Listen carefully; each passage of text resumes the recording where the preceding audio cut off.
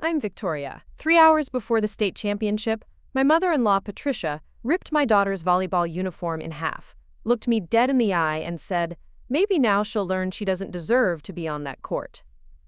What she didn't know was that I had spent 15 years quietly building something that would change everything. Before we jump back in, tell us where you're tuning in from, and if this story touches you, make sure you're subscribed, because tomorrow, I've saved something extra special for you. Not just for Chloe, but for every kid who's ever been told they weren't good enough. By the time that final whistle blew, Patricia wasn't just eating her words, she was begging me not to destroy everything she'd worked for. But the real game wasn't happening on that court.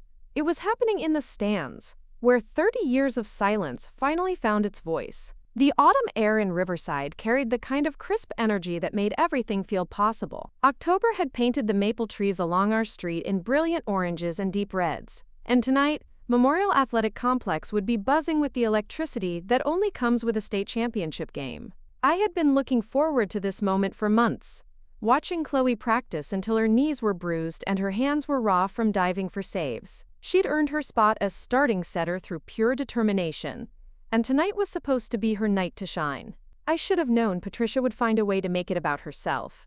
The doorbell rang at exactly 3:15, and I felt that familiar knot form in my stomach. Daniel was still at work. Wouldn't be home for another hour, and Chloe was upstairs doing her pre-game ritual of braiding her hair and listening to her pump-up playlist. I opened the door to find Patricia standing there in her pristine navy coat, the one she wore when she wanted to look important, holding a garment bag that I immediately didn't trust. "Victoria," she said, pushing past me into the foyer without waiting for an invitation. "I brought something special for Chloe's big game tonight." Her smile was the kind that never reached her eyes, sharp and calculated. I thought it was time she had a uniform that actually fits properly. My stomach dropped. Chloe's uniform fit perfectly. We'd had it tailored at the beginning of the season, and she'd worn it with pride through every game, every practice, every team photo. The number 17 on the back wasn't just a number. It was her identity, her place on the team, her proof that she belonged. "Patricia, that's really thoughtful, but Chloe already has her uniform ready upstairs," I said, trying to keep my voice steady. "Coach Rodriguez is very strict about the team wearing their official jerseys." Patricia's laugh was like glass breaking. "Oh, Victoria, always so concerned about following the rules. Don't you think Chloe deserves something special for such an important game?" She unzipped the garment bag with dramatic flair, revealing a volleyball uniform that was clearly 2 sizes too large and bore the wrong school colors. It was navy and silver instead of Riverside's burgundy and gold, and the number on the back was 23, not 17. "This belonged to my friend Margaret's granddaughter," Patricia continued, holding up the jersey like it was some precious artifact. "She played for St. Catherine's Academy, much more prestigious than this public school nonsense. I thought Chloe might like to wear something with a bit more class." The audacity of it hit me like a physical blow. This woman, who had spent the last 8 years undermining every decision Daniel and I made for our daughter, who had questioned Chloe's abilities at every turn, who had never once attended a practice or shown genuine interest in her athletic achievements, was now trying to sabotage the most important game of Chloe's high school career. "Patricia, I appreciate the gesture, but Chloe needs to wear her team uniform. It's a rule, and more importantly, it's her uniform. She's worked incredibly hard to earn the right to wear number 17. Patricia's expression shifted, and I saw something dark flicker behind her eyes. "Victoria, honey, I think you're being a bit dramatic. It's just a uniform. Surely what matters is that Chloe plays well, not what she's wearing." Before I could respond, Chloe came bounding down the stairs, her hair perfectly braided, her face glowing with excitement. She wore her warm-up clothes, but I could see her game uniform hanging carefully in her equipment bag, pressed and ready. When she saw Patricia, her smile faltered slightly, but she maintained her politeness. "Hi, Grandma Patricia," she said, though I noticed she kept her distance. Chloe had learned early that her paternal grandmother's affection always came with conditions. "Chloe, sweetheart," Patricia cooed, moving closer with the foreign uniform still in her hands. "I brought you something special for tonight. A real volleyball uniform from a championship team." Chloe looked confused, glancing between Patricia and me. But I already have my uniform, Grandma. Coach says we all have to wear the same ones for team unity. Patricia's mask slipped for just a moment, revealing the irritation beneath. Chloe, darling, sometimes coaches don't know what's best. This uniform is much nicer than that cheap thing your mother bought you. Look at the quality of the fabric. I watched my daughter's face as Patricia spoke, saw the way her confidence began to waver. This was exactly what Patricia did. She planted seeds of doubt, made people question their choices, their worth, their place in the world. She'd done it to Daniel for years, until he'd learned to simply avoid confrontation. She'd tried it with me countless times, criticizing everything from my career choices to my parenting style to the way I kept house. But I'd be damned if I let her do it to Chloe. Patricia, I said firmly, stepping between her and my daughter. Chloe will be wearing her team uniform tonight. Thank you for thinking of her, but we need to stick with what the coach requires. Something shifted in Patricia's demeanor. The pretense of sweetness fell away completely, replaced by a cold fury that I'd seen glimpses of before but never experienced full force.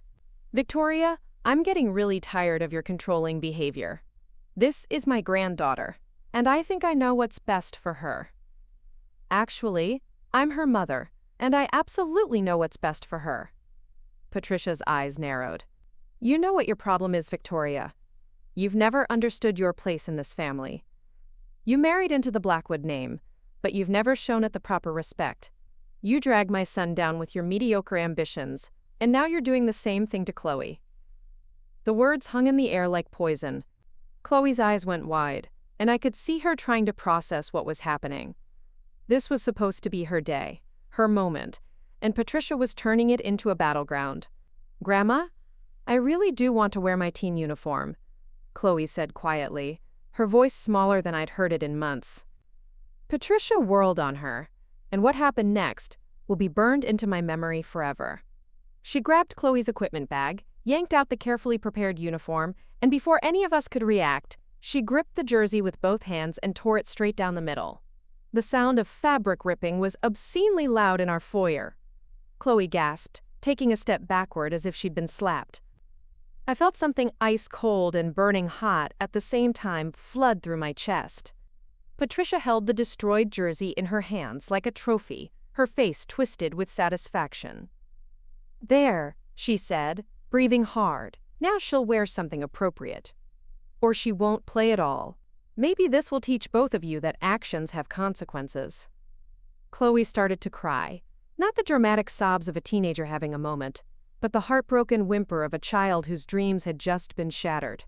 She reached for the torn fabric, trying to hold the pieces together, as if she could somehow fix it. My uniform, she whispered. My number.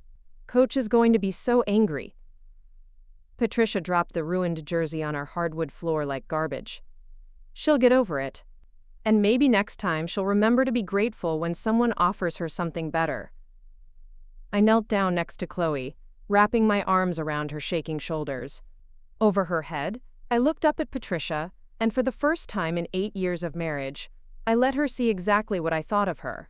Get out of my house, I said, my voice deadly quiet. Patricia's eyebrows shot up. Excuse me? You heard me. Get out of my house. Now. Victoria, you're being completely unreasonable. I was trying to help. You just destroyed my daughter's uniform 3 hours before the most important game of her high school career. You made her cry on what should be the best day she's had all year. You did it deliberately, and you did it to hurt her. So I'm going to say it one more time. Get out of my house. Patricia drew herself up to her full height, trying to look intimidating.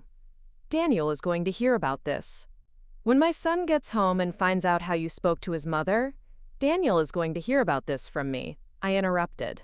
Preparing and narrating this story took us a lot of time, so if you are enjoying it, subscribe to our channel. It means a lot to us.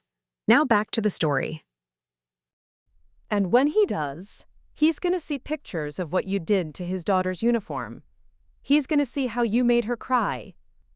And then we're going to have a very long conversation about boundaries and respect, and what happens when someone hurts our child. For a moment, I thought Patricia might actually hit me. Her face was flushed red, her hands clenched into fists at her sides. But something in my expression must have warned her off, because she grabbed her purse and headed for the door. "This isn't over, Victoria," she hissed. "You have no idea who you're dealing with." "Actually," I said, still holding my crying daughter, "I don't think you have any idea who you're dealing with." After Patricia left, I sat on the floor with Chloe, holding the pieces of her torn uniform and trying to figure out how to fix the unfixable. The game started at 7. It was now 4 o'clock. Every sporting goods store in town would be closed by now, and even if they weren't, they wouldn't have Riverside High uniforms in stock. "Mom," Chloe said through her tears, "what am I going to tell Coach Rodriguez? What am I going to tell the team?" I looked at my daughter, at her red eyes and her trembling hands, and felt something crystallize inside me. Something I'd been building toward for years without even realizing it. Patricia thought she knew who she was dealing with, thought she understood the dynamics of this family, thought she could continue to treat us like we were beneath her notice. She was about to learn otherwise. "Chloe, honey, I need you to trust me, okay? We're gonna fix this. Not just the uniform, but all of it.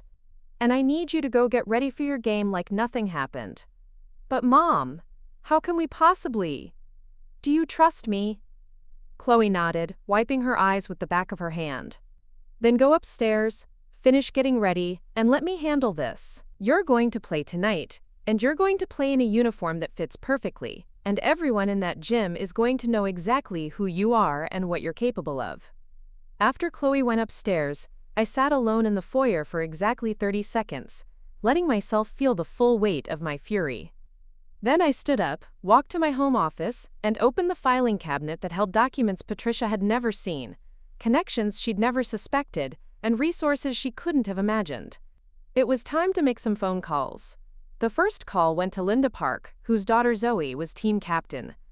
Linda worked in procurement for Nike and had connections throughout the sporting goods industry. She answered on the second ring, and when I explained what had happened, the silence on the other end of the line was deafening. "She did what?" Linda finally asked. "Tore it in half. Right in front of Chloe. 3 hours before the championship game. That woman is absolutely vicious. Okay, let me make some calls. I know someone who might be able to help." The second call went to my former teammate from college, Jessica, who now worked in sports marketing and had maintained connections with every major athletic program on the West Coast. When I told her what had happened, she didn't just offer to help, she offered to drive to Riverside herself. The third call was to Coach Martinez at the university, who remembered me from my playing days and who had been trying to recruit Chloe for their volleyball program. When he heard what Patricia had done, his voice turned ice cold. "Victoria, that's absolutely unacceptable. Let me see what I can do." But it was the fourth call that would change everything. The call to Robert Chen, athletic director at the state level, who had been a close friend during my competitive years and who still owed me a favor from when I'd helped his daughter get into her preferred college program. "Robert, I need a favor and I need it fast." When I finished explaining the situation, Robert was quiet for a long moment. Then he said something that made my heart start racing. "Victoria, you know I've been trying to get you to come back into athletic administration for years. What if I told you there was a way to not only fix this situation but also send a message that this kind of behavior toward young athletes is completely unacceptable?" "I'd say I'm listening. How would you feel about being named the new regional coordinator for youth athletics? It's a position I've been trying to fill for months, and frankly, you're the most qualified person I know. The salary is substantial, the influence is significant, and the first thing we could do is implement new policies about supporting student athletes who face family interference." My head spun. Regional coordinator. It was the kind of position I'd dreamed about when I was competing, the kind of job that could let me make a real difference in young athletes' lives. It was also the kind of position that would give me authority over funding, over programs, over the very athletic departments that Patricia's social circle liked to think they controlled. "Robert, are you serious?" "Dead serious. I've been watching your volunteer work with the youth leagues, and I know what you accomplished during your playing career. You've got the credentials, the experience, and clearly the passion to protect these kids. What do you say?" I thought about Chloe upstairs, probably still trying to figure out how she was going to explain to her teammates that she wouldn't be able to play. I thought about Patricia, probably at home right now feeling satisfied that she'd put us in our place. I thought about every other kid who might face the same kind of sabotage from adults who were supposed to support them. I say yes. When do I start? How about right now?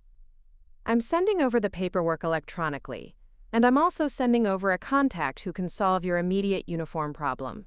Consider this your first official act as regional coordinator, making sure every student-athlete has what they need to compete. By the time Daniel got home at 5:30, our living room looked like mission control. Linda was on her laptop coordinating with suppliers. Jessica had arrived with a carload of athletic equipment and was on the phone with uniform manufacturers. My new assistant, courtesy of Robert Chen, was setting up a mobile office on our dining room table. Daniel walked in, saw the organized chaos, and his face went through several expressions before settling on confusion. "Victoria, what's going on? Why are there strangers in our house? And where's Chloe?" I looked at my husband, this man I'd loved for 8 years, this man who had never quite found the courage to stand up to his mother, and I realized he was about to learn some things about his wife that he'd never suspected. "Daniel, we need to talk. Your mother was here this afternoon." His face immediately went guarded. "What did she do?" I held up the torn pieces of Chloe's uniform. Daniel's eyes went wide, then narrowed, then filled with a fury I'd never seen from him before. "She destroyed Chloe's uniform, ripped it in half, made her cry, 3 hours before the state championship." Daniel sat down heavily on the couch, staring at the ruined fabric. "I can't believe she would do something like that. Even for her, this is..." "Daniel, there's more. I've accepted a position as regional coordinator for youth athletics.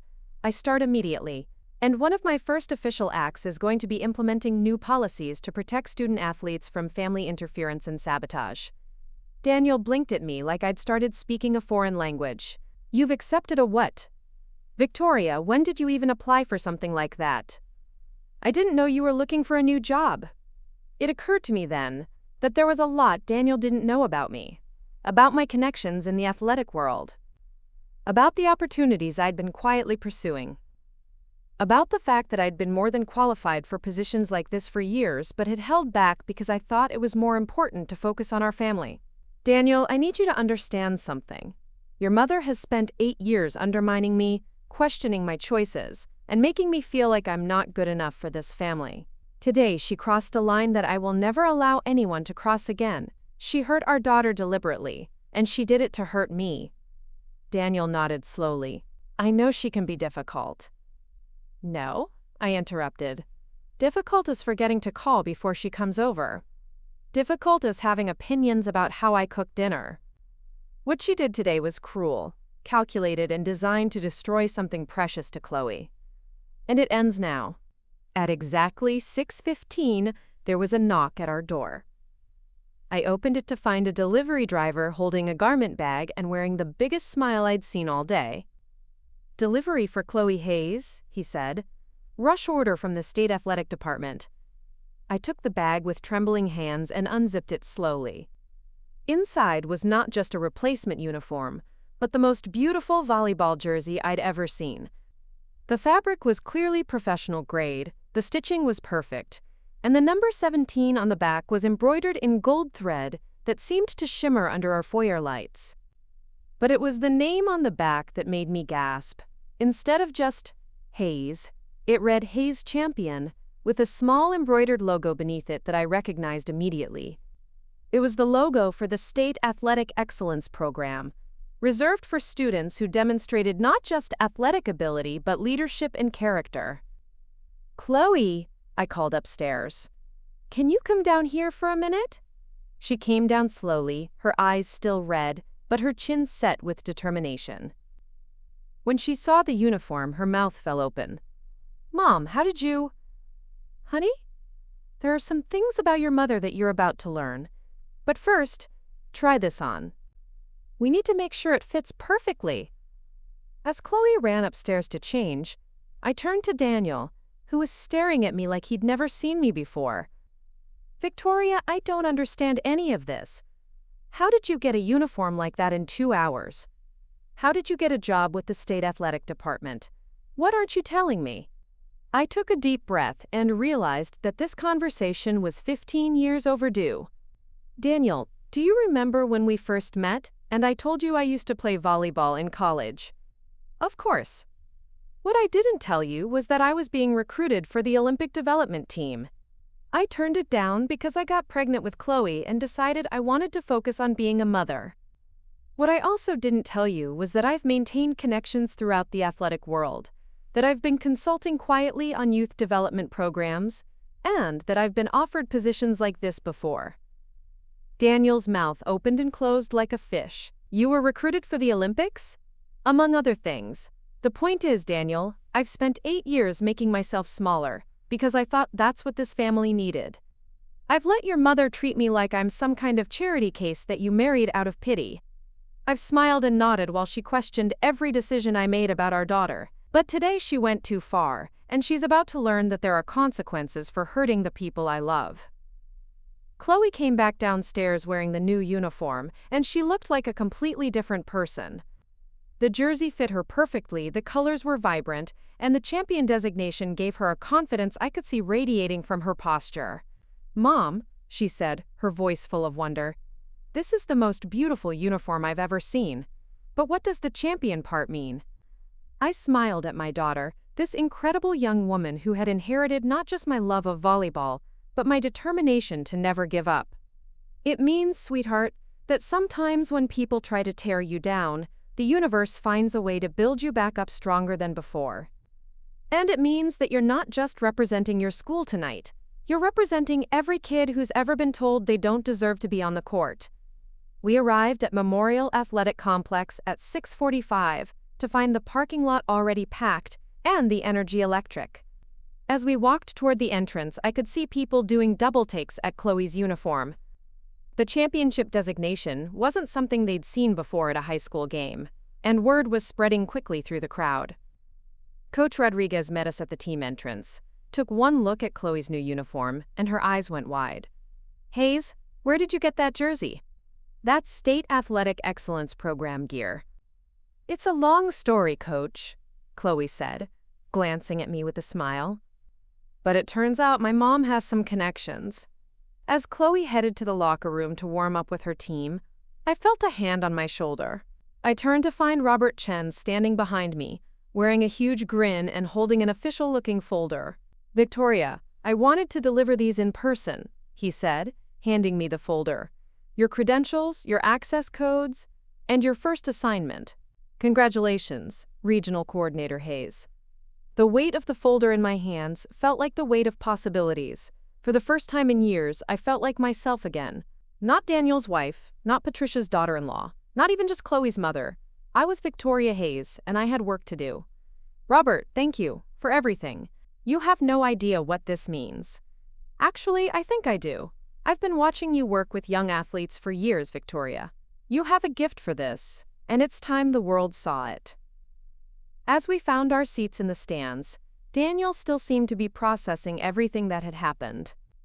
Victoria, I need to apologize, he said quietly. I had no idea how much you'd been holding back. I should have stood up to my mother years ago. I squeezed his hand. We're going to fix it, Daniel, all of it. But right now, let's just focus on watching our daughter play the game of her life. The opening whistle blew at exactly 7 o'clock, and from the first serve, it was clear that this was going to be a match for the ages. Chloe played like she was possessed, setting up her teammates with precision that had the crowd on their feet. Every time she touched the ball, her championship jersey seemed to catch the light, reminding everyone in the gym that they were watching something special. By the end of the first set, which Riverside won 25-18, people in the stands were asking questions about Chloe's uniform, about the championship designation, about who exactly this girl was. I could see Patricia across the gym, sitting with her usual social circle, looking increasingly uncomfortable as people pointed and whispered. During the break between sets, Linda Park leaned over to me. Victoria, I don't know what kind of magic you worked this afternoon, but that woman over there looks like she's about to spontaneously combust. I followed Linda's gaze to where Patricia sat, her face a mask of confusion and growing alarm. She kept looking at Chloe on the court, then at the scoreboard, then at the people around her who were clearly impressed by what they were seeing. "The magic hasn't even started yet," I told Linda. "Wait until she finds out about my new job." As the second set began, I noticed movement in the gym's main entrance. A group of people in official-looking jackets were setting up what appeared to be a presentation area near the main doors. I recognized several faces from state athletic department events, including Commissioner Sarah Martinez, whom I'd worked with on youth development committees. Robert Chen appeared at my elbow again. "Victoria, I hope you don't mind, but I took the liberty of inviting some colleagues to witness your first official act as regional coordinator. We're going to make a presentation during halftime." My heart started racing. "Robert, what kind of presentation?" "The kind that announces new initiatives to protect student athletes from family interference.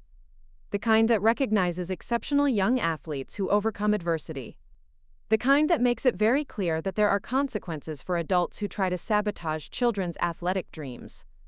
Across the gym, I saw Patricia stand up abruptly, her face pale. She was staring at the official setup with obvious alarm, and I realized she was finally beginning to understand that something much bigger than a volleyball game was happening here. The second set ended with Riverside winning 25-20, and as the teams headed to their benches for the halftime break, Commissioner Martinez took the microphone at center court. "Ladies and gentlemen, we have a special presentation tonight. I'd like to introduce our new regional coordinator for youth athletics, Victoria Hayes." The applause was thunderous as I made my way down to the court, and I could see Chloe's face light up with pride and amazement. As I took the microphone, I caught sight of Patricia, who was now standing frozen in the bleachers, her social circle looking between her and me with obvious confusion. "Thank you, Commissioner Martinez. Tonight represents more than just a championship game. It represents the power of resilience, the importance of supporting our young athletes, and the consequences that await those who would try to tear them down." I held up a plaque that Robert had handed me. "This evening, we're announcing the creation of the Student Athlete Protection Initiative, designed to shield young competitors from family members or other adults who would sabotage their athletic dreams. Our first recognition under this program goes to Chloe Hayes, who demonstrated exceptional character and determination in the face of deliberate interference from an adult family member who destroyed her uniform just hours before this championship game." The crowd erupted in cheers, but I could hear gasps and murmurs rippling through Patricia's section of the stands. I looked directly at her as I continued. "Let me be clear. Any adult who deliberately tries to sabotage a student athlete's equipment, uniform, or mental preparation will face serious consequences, including potential legal action and permanent banning from school athletic events. We will not tolerate adults who use children's sports as a vehicle for their own petty grievances." Patricia was now sitting down, her face ashen, her friends staring at her with obvious horror as they began to understand what had happened.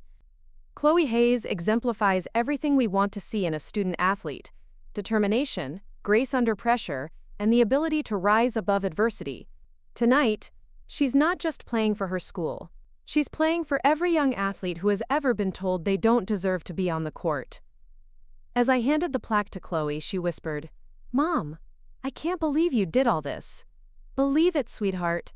And this is just the beginning." The final set was electric. Riverside was down by 3 points with 5 minutes left when Chloe made a set that was so perfect, so precisely placed, that the entire gym fell silent for a moment before exploding in cheers.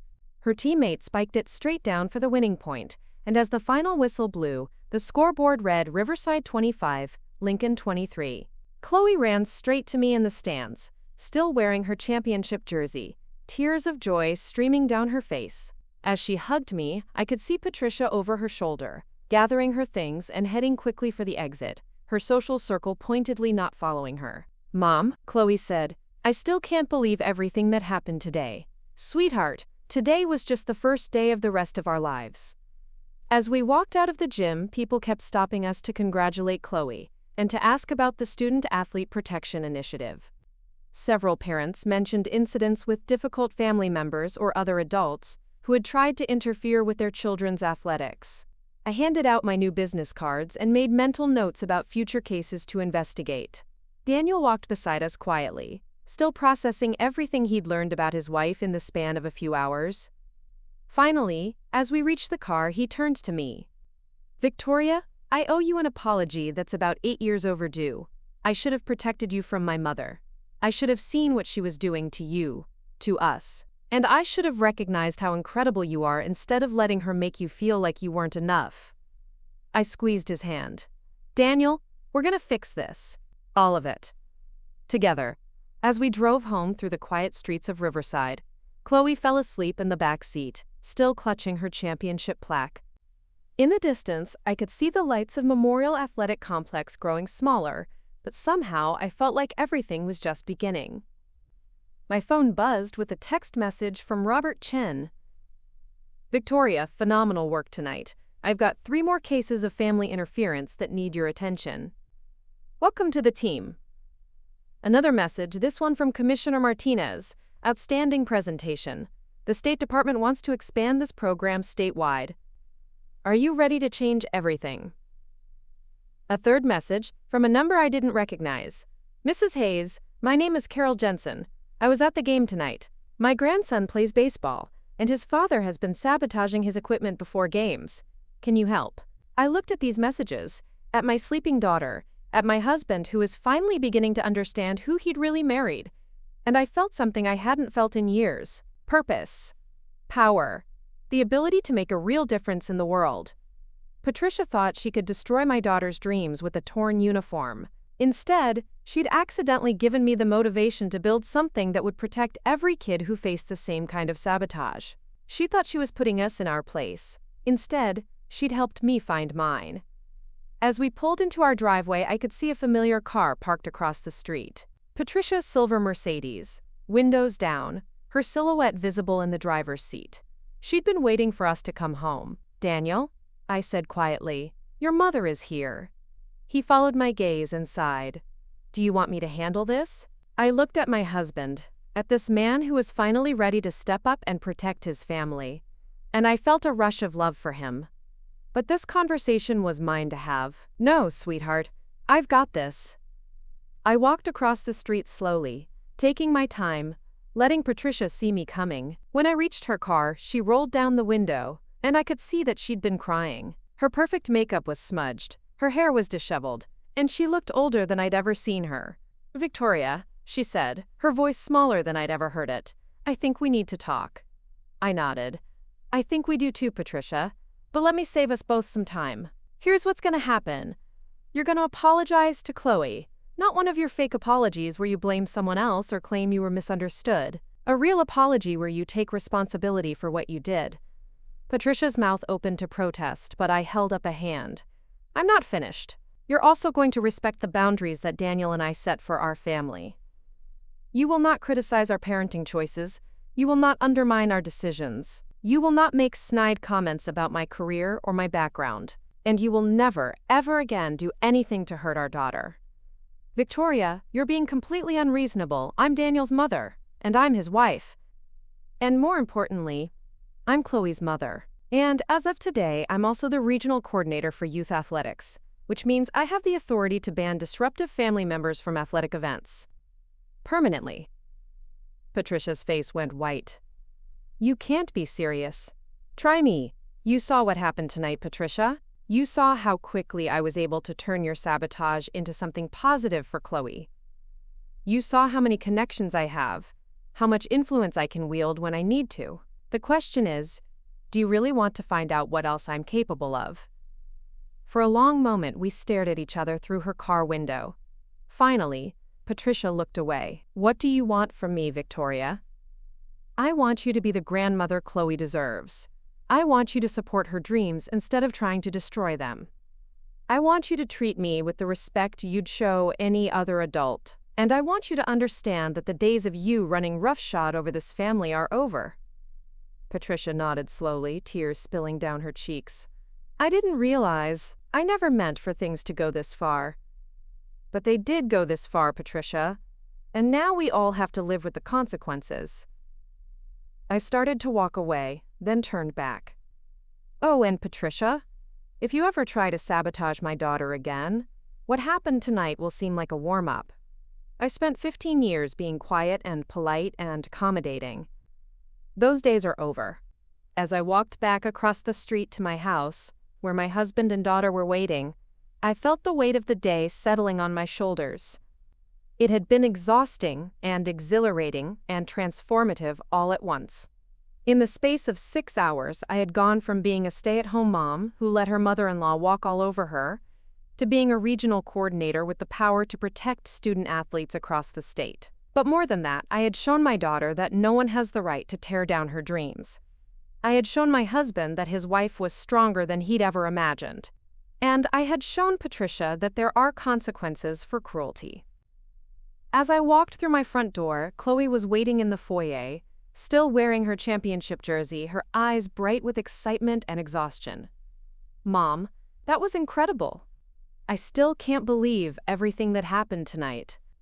When you walked onto that court and made that announcement, I thought I was dreaming." I pulled her into a hug, breathing in the scent of her hair, still slightly damp with sweat from the game. "You earned every moment of tonight, sweetheart. That performance was all you. But the uniform, the program, everything you did to fix what Grandma Patricia broke, what I did was make sure you had the chance to show everyone what you're capable of. The rest was pure talent and determination." Daniel appeared behind Chloe, carrying her equipment bag and wearing an expression I'd never seen before, a mixture of pride, amazement, and something that looked like he was seeing me for the first time. "Victoria, we need to talk about what happens next. This job, these new responsibilities, how long have you been planning something like this?" I guided them both into the living room, where the remnants of the afternoon's chaos still lingered. Linda's laptop open on the coffee table, Jessica's stack of athletic catalogs, the official paperwork from Robert Chen spread across the dining table. It looked like mission control for a life I'd been building in secret without even realizing it. "Daniel, I haven't been planning this exactly, but I've been preparing for it my whole life. Every volunteer position with the youth leagues, every consultation I've done for local schools, every connection I've maintained from my playing days, it was all leading to something like this. I just didn't know what that something would be until today." Chloe sank into the armchair, her championship plaque balanced on her knees. "Mom, when you said you used to play in college, I thought you meant like intramural or something. But Olympic development team? Regional coordinator? You've been hiding an entire secret identity." I laughed, the sound surprising me with its lightness after such an intense day. "Not hiding, exactly. More like storing it away until it was needed. When you were little, I thought the most important thing I could do was focus entirely on being your mother. I wanted to be present for every game, every practice, every moment. But somewhere along the way, I forgot that showing you a strong, accomplished woman could be just as valuable as being there to tie your cleats. You've been there for everything that mattered," Chloe said softly. "But tonight, seeing you up there, seeing the way everyone listened when you spoke, seeing you stand up to Grandma Patricia like that, it made me proud in a different way. Like, wow, that's my mom." Daniel sat down on the couch across from me, his hands clasped tightly in his lap. "Victoria, I need to ask you something, and I need you to be completely honest with me. How long have you felt like you had to hide parts of yourself to make our marriage work?" The question hung in the air between us, heavy with implications neither of us had been ready to face before tonight. I looked at this man I'd loved for 8 years, this man who had given me Chloe and a stable home and consistent kindness, and I realized we'd both been living in a version of our relationship that was smaller than what we were capable of. "Daniel, I never felt like I had to hide from you specifically, but I did feel like I had to make myself smaller to fit into your family's expectations. Your mother made it very clear from the beginning that she thought you'd married beneath yourself. She questioned my education, my background, my ability to be a good wife and mother. And instead of fighting back, I tried to prove her wrong by being the most devoted, selfless version of myself I could manage." "But that wasn't really you," Chloe said, and I was struck by the maturity in her voice. "I mean, it was part of you, but not all of you." "No, sweetheart, it wasn't all of me. And what I realized today is that by trying to be what I thought everyone else needed, I was actually depriving you of seeing what a woman can accomplish when she stops apologizing for taking up space." Daniel ran his hands through his hair, a gesture I recognized as his way of processing difficult emotions.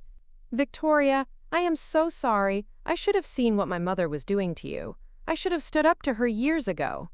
I should have encouraged you to pursue opportunities, instead of just accepting that you wanted to focus on family. Daniel, we both made choices that seemed right at the time. But now we get to make different choices. Better choices." My phone buzzed on the coffee table and I glanced at the screen to see another message from Robert Chen, this one marked urgent. I opened it and felt my eyebrows raise. "What is it?" Daniel asked, noticing my expression. "Robert wants me to fly to Portland tomorrow for a meeting with the State Education Board. They want to discuss implementing the Student Athlete Protection Initiative in all Oregon high schools by the start of next semester." Chloe sat up straighter. "Mom, that's huge. That would mean protecting kids all over the state. It would also mean traveling, longer hours, higher visibility. It would mean our lives are about to change significantly." Daniel was quiet for a long moment, and I could see him working through the implications. This wasn't just about me taking a job. This was about our entire family dynamic shifting, about him having to step up in ways he'd never been required to before, about Chloe seeing her mother as someone who commanded respect on a state level. "Victoria," he said finally, "I want you to take this as far as it will go. I want you to change the world for kids like Chloe. And I want to figure out how to be the kind of husband who supports a wife who's changing the world."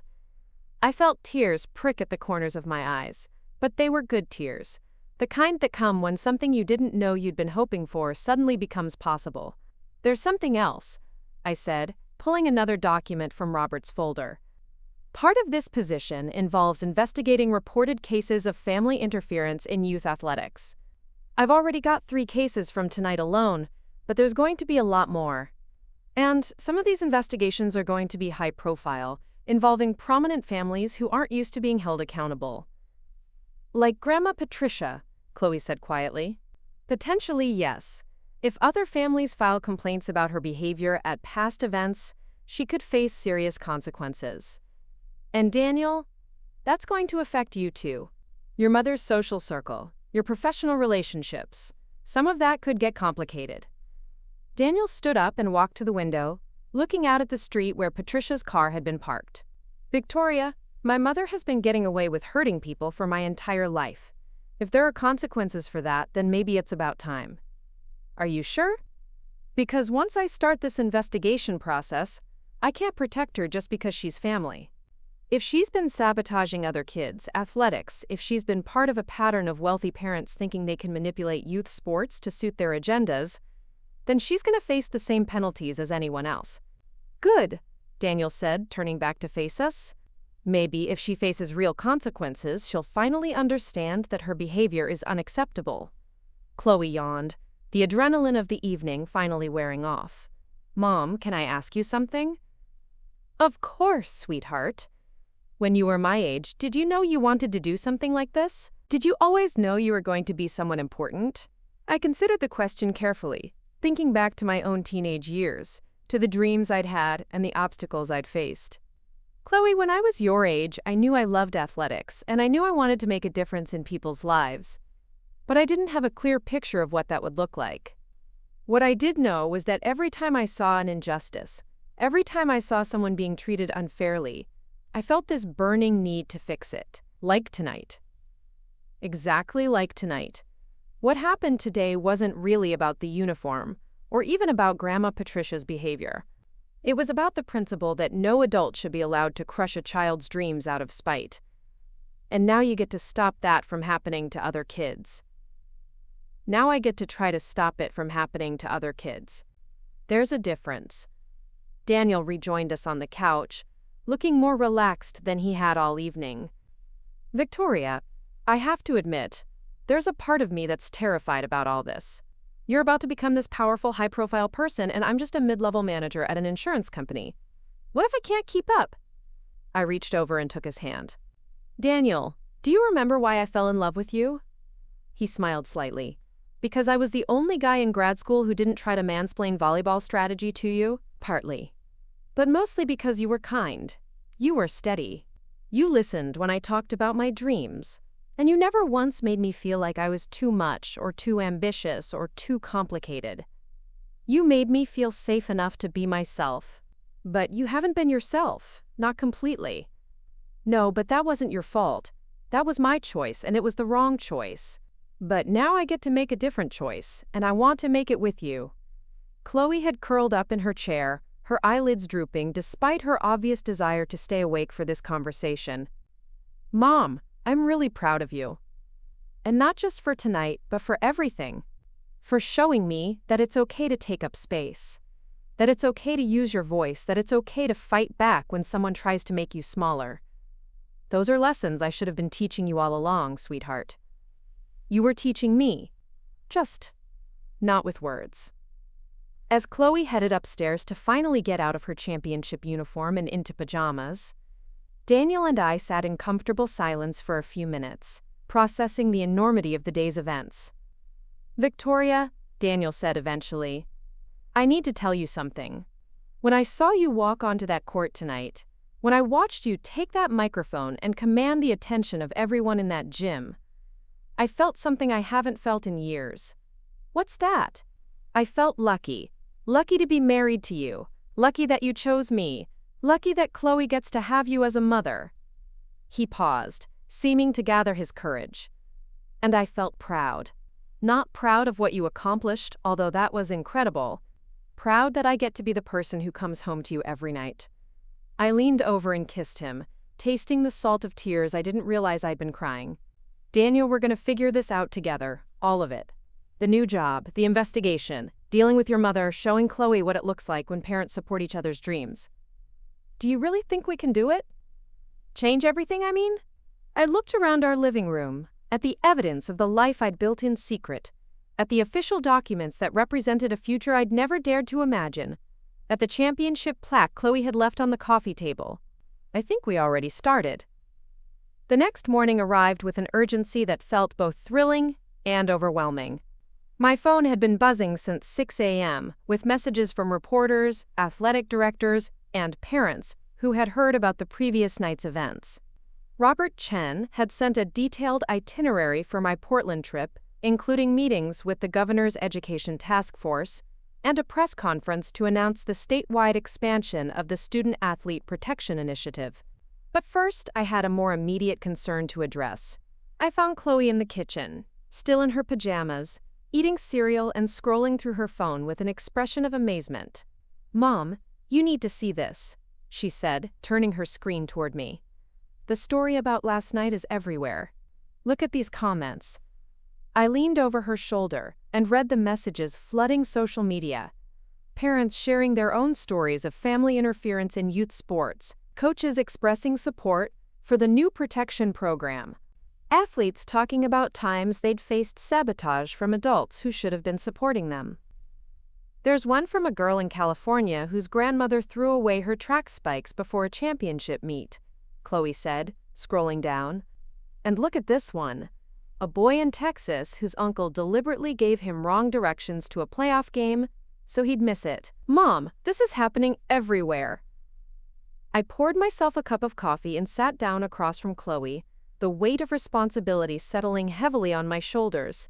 Sweetheart, are you okay with all this attention? With your story being public? Chloe set down her phone and looked at me with an expression that reminded me startlingly of my own determination. Mom, if telling my story helps other kids, then I'm more than okay with it. Besides, after seeing what you did last night, I think I'm ready to use my voice too. What do you mean? I mean, maybe it's time I stopped being polite about Grandma Patricia's behavior. Maybe it's time I told Dad about all the other things she's said and done when you weren't around. My stomach clenched. Chloe, what other things? She was quiet for a moment, poking at her cereal with her spoon. Mom, she's been telling me for years that I'm not really athletic, that volleyball is just a phase, that I should focus on things that are more appropriate for young ladies. She told me you were filling my head with unrealistic dreams because you were trying to live vicariously through me. The fury that rose in my chest was swift and hot. Chloe, why didn't you tell me about this? Because I didn't want to cause problems. Because I thought maybe she was right. That I wasn't good enough. That I was just fooling myself about my abilities. She looked up at me with tears in her eyes. Mom, she almost convinced me to quit the team 3 times this season. I reached across the table and grabbed her hands. Chloe, listen to me very carefully. You are an exceptional athlete. You earned your place on that team through talent and hard work. And anyone who tries to convince you otherwise is lying to you for their own reasons. I know that now. Especially after last night. But Mom, if she was doing this to me, she's probably doing it to other kids too. She was right, and the implications were staggering. Patricia wasn't just a difficult mother-in-law. She was a woman who had made a pattern of psychologically manipulating children, undermining their confidence and sabotaging their athletic dreams. And she'd been doing it right under my nose. Chloe, I need you to write down everything you can remember. Every conversation, every comment, every time she tried to discourage you from playing. I'm going to need documentation for the investigation. Daniel appeared in the kitchen doorway, already dressed for work but moving slowly, like he hadn't slept well. Investigation into what?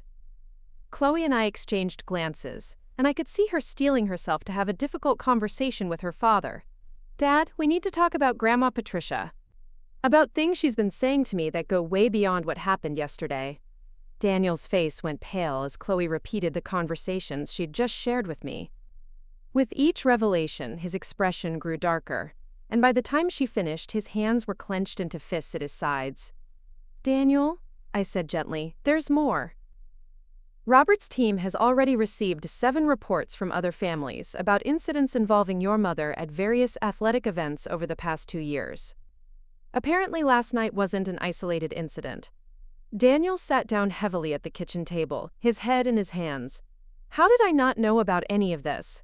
How did I miss that my own mother was psychologically abusing my daughter? Because she's very good at hiding it, Chloe said softly. She only said these things when you and Mom weren't around. And she always framed it like she was trying to help me be more realistic. That's not help, Daniel said, his voice rough with emotion. That's deliberate psychological manipulation. That's... He trailed off, looking stricken. That's exactly what she did to you when you were growing up. I finished gently. Daniel looked up at me sharply. What do you mean? Daniel, think about it. How many times has your mother convinced you that your instincts were wrong? How many times has she made you second-guess decisions that you were confident about? How many times has she framed her criticism as concern for your well-being? I watched as understanding dawned on his face, followed quickly by anger, then grief, then a determination I'd rarely seen from him. She's been doing this my entire life, he said quietly. Making me doubt myself. Making me think I needed her guidance because I couldn't trust my own judgment. And now she was starting to do the same thing to Chloe. But it didn't work, Chloe said, surprising us both with the strength in her voice. I mean, it almost worked.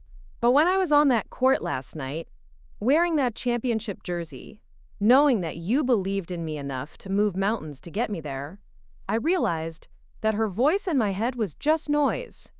The truth was what I could do with a volleyball in my hands.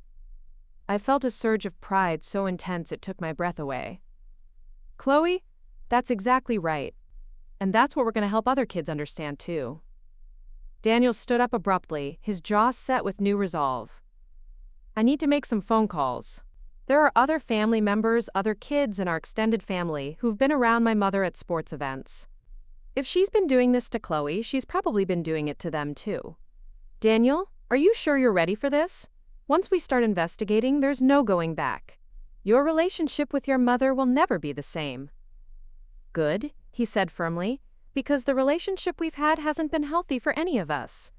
It's time to stop enabling her behavior and start protecting the people she's hurting.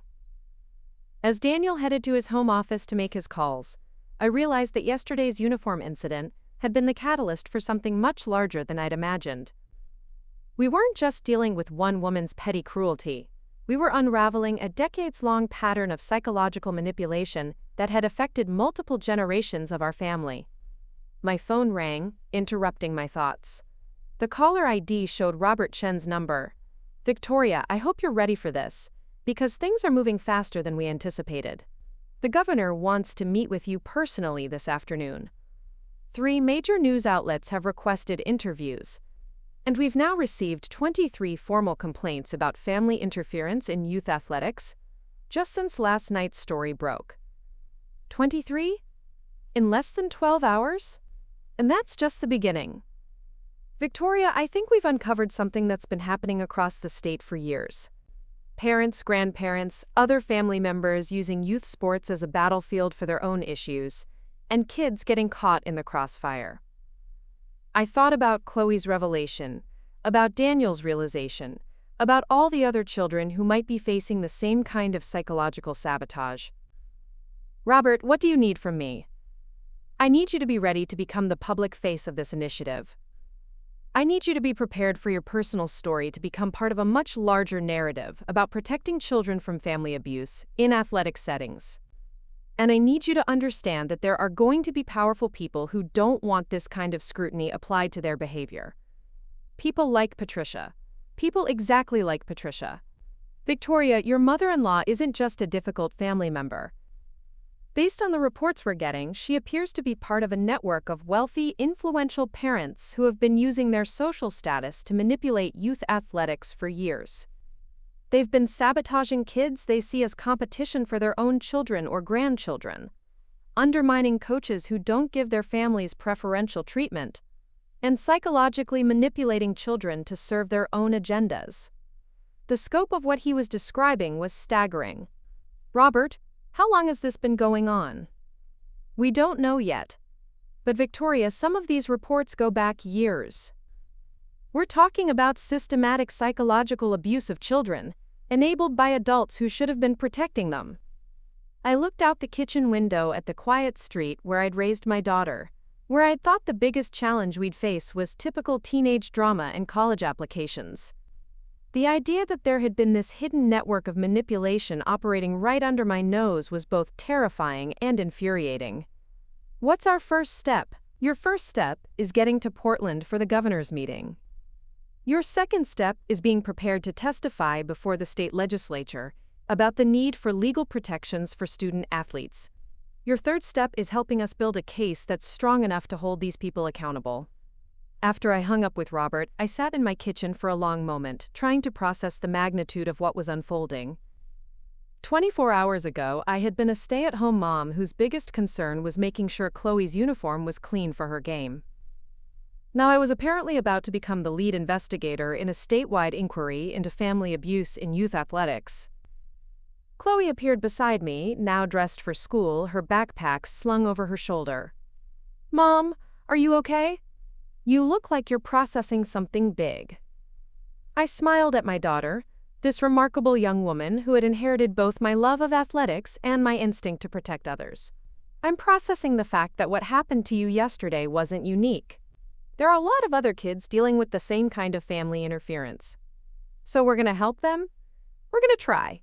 But Chloe, this is going to mean some difficult times for our family. When I start investigating these cases, when we start holding people accountable, there are going to be consequences. Some people aren't going to like what we're doing." Chloe adjusted her backpack and looked at me with an expression that was pure determination. "Mom, yesterday you showed me what it looks like when someone fights for what's right. Today I want to show you that I learned the lesson." "What do you mean?" "I mean, I'm not going to school today to pretend nothing happened. I'm going to school to tell my friends and teammates about what you're doing, about the protection program, about the fact that they don't have to accept family sabotage as normal. I'm going to make sure everyone knows they have someone fighting for them." I hugged her tightly, marveling at how much she'd grown in the span of a single day. "Chloe, I am so proud of you. But are you sure you're ready for that kind of attention?" "Mom, after last night, I think I'm ready for anything." As Chloe headed off to school, I began preparing for my trip to Portland, gathering documents and evidence, reviewing the cases that had already been reported. But my mind kept returning to Daniel's phone calls, to the conversations he was having with cousins and nephews and family friends, uncovering what we suspected was just the tip of an iceberg. Around noon, Daniel emerged from his office looking exhausted but grimly satisfied. Victoria, you need to hear this. I just spent 3 hours on the phone with family members, and the pattern is even worse than we thought. How much worse? My cousin Mark's son quit baseball after my mother convinced him he wasn't athletic enough to compete at the high school level. My nephew Jake stopped swimming because she told him repeatedly that he was embarrassing the family with his technique. My sister-in-law Sarah pulled her daughter out of track and field after my mother suggested that running wasn't ladylike. I felt sick. Danielle, how many kids are we talking about? At least 8 that I can confirm, probably more. And those are just the ones in our immediate family. Victoria, she's been systematically destroying children's athletic dreams for years, and we all just stood by and let it happen, because we thought she was just being difficult. You didn't know the extent of it. None of us did. But we should have known. We should have been paying attention. We should have protected these kids. I walked over to Daniel and put my hands on his shoulders, looking directly into his eyes. Daniel, you can't change what happened in the past. But you can help me make sure it doesn't happen in the future. How? By testifying. By putting your family's story on the record. By showing other families that it's possible to stand up to this kind of abuse, even when it comes from people who are supposed to love and support you. Daniel was quiet for a long moment, and I could see him working through the implications. Testifying would mean making our family's private pain public. It would mean facing Patricia's fury and potentially damaging relationships with other family members who might not be ready to confront the truth about her behavior. Victoria, if we do this, there's no going back. My mother will never forgive us. Daniel, do you want her forgiveness for protecting children from psychological abuse? He considered this question, and I watched as something shifted in his expression. The guilt and uncertainty were replaced by a clarity I'd rarely seen from him. No, he said finally. I don't want her forgiveness for that. I want her accountability. That afternoon, as I drove toward Portland for my meeting with the governor, I found myself reflecting on how dramatically my life had changed in the span of 36 hours. I was no longer the quiet, accommodating daughter-in-law who tried to keep peace at family gatherings. I was no longer the mother who stayed in the background while others made decisions that affected my child. I was no longer the woman who made herself smaller to fit into other people's expectations. I was Victoria Hayes, Regional Coordinator for Youth Athletics, and I had work to do. The governor's office was intimidating in the way that important government buildings are designed to be. High ceilings, marble floors, portraits of serious-looking officials lining the walls. But as I sat in the waiting area reviewing my notes and preparing for what could be the most important meeting of my career, I felt calm, focused, ready. Governor Martinez was younger than I'd expected, with an easy smile and a firm handshake. She gestured for me to sit across from her desk, where a stack of files waited. Mrs. Hayes, I've been reviewing the reports from last night's incident and the subsequent complaints that have been filed. I have to say, I'm both impressed by your quick action and horrified by what we're uncovering. Governor, I think we're just seeing the beginning of it. The more we investigate, the more cases we're finding. She nodded grimly, which is why I asked you here, Mrs. Hayes. I want to offer you a position that goes beyond regional coordinator. I want you to head up a new statewide task force on family interference in youth athletics, with full investigative authority and legislative support. I felt my heart skip a beat. Governor, that's an incredible opportunity, but I need to be honest with you. This investigation is going to implicate my own mother-in-law. There could be accusations of personal vendetta, conflict of interest. Mrs. Hayes, the fact that you're willing to investigate your own family tells me you're exactly the right person for this job. Personal integrity is what we need here, not political connections. We spent the next hour discussing the scope of the investigation, the resources that would be available, and the timeline for implementation. By the time I left the governor's office, I had been given authority to investigate family interference cases across the entire state, with a team of professional investigators and the backing of the Attorney General's office. As I drove home that evening, my phone rang constantly with calls from reporters, other parents, and athletic directors who had heard about the task force. Each conversation reinforced what I was beginning to understand. The problem we'd uncovered was far more widespread and systematic than any of us had initially realized. But it was the call from Chloe that meant the most. "Mom, how did the meeting go?" "Really well, sweetheart. I'm going to be heading up a statewide investigation into family interference in youth athletics." "That's amazing!" "Mom, I'm so proud of you. And I have some news too." "What's that?" "I talked to my teammates today, and 3 of them have stories about family members trying to sabotage their athletics. Sarah's dad has been telling her she's too aggressive on the court and needs to be more feminine. Maya's grandmother keeps suggesting she's too short to be successful in volleyball. And Jessica's uncle has been spreading rumors that she's only on the team because of her parents' donations to the school." I pulled over to the side of the road, overwhelmed by the scope of what we were dealing with. "Chloe, this is happening everywhere." "I know. But Mom, here's the thing. When I told them about what you're doing, about the protection program, about the fact that adults don't have the right to psychologically manipulate kids through sports, they all started standing up straighter. Like, for the first time, they had permission to push back. That's exactly what we want to accomplish. And Mom, Coach Rodriguez wants to meet with you. She says she's had suspicions about family interference for years, but she never knew what to do about it. She wants to help with the investigation." As I continued driving home, I realized that what had started as Patricia's attempt to humiliate and control my daughter had accidentally unleashed something she never could have anticipated. A movement. A reckoning. A fundamental shift in how we protect children from family members who would use their love of sports as a weapon against them. When I finally pulled into my driveway, I could see Daniel and Chloe waiting for me on the front porch, their faces lit up with excitement and pride. As I walked toward them, I felt a sense of purpose and direction that I hadn't experienced since my competitive playing days.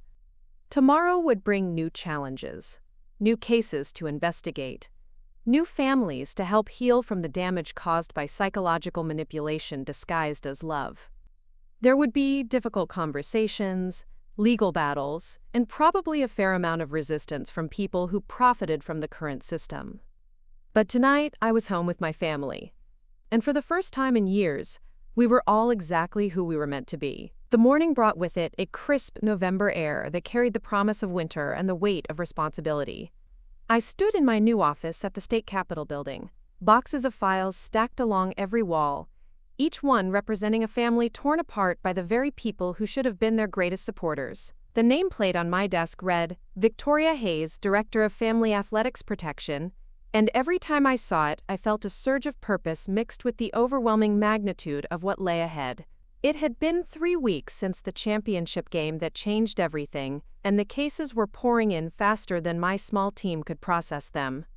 What had started as Patricia's vindictive destruction of a volleyball uniform had revealed a network of family manipulation so extensive that it reached into every corner of youth athletics in Oregon. My assistant Rachel knocked on the doorframe and entered with a fresh stack of reports. "Victoria, we've got 12 new cases from this weekend alone. 2 involve grandparents sabotaging equipment before state playoffs. 1 involves a father who's been spreading false rumors about his son's teammates to coaches, and the rest are various forms of psychological manipulation during competition season." I accepted the files with a heavy heart. Any patterns emerging? Unfortunately, yes.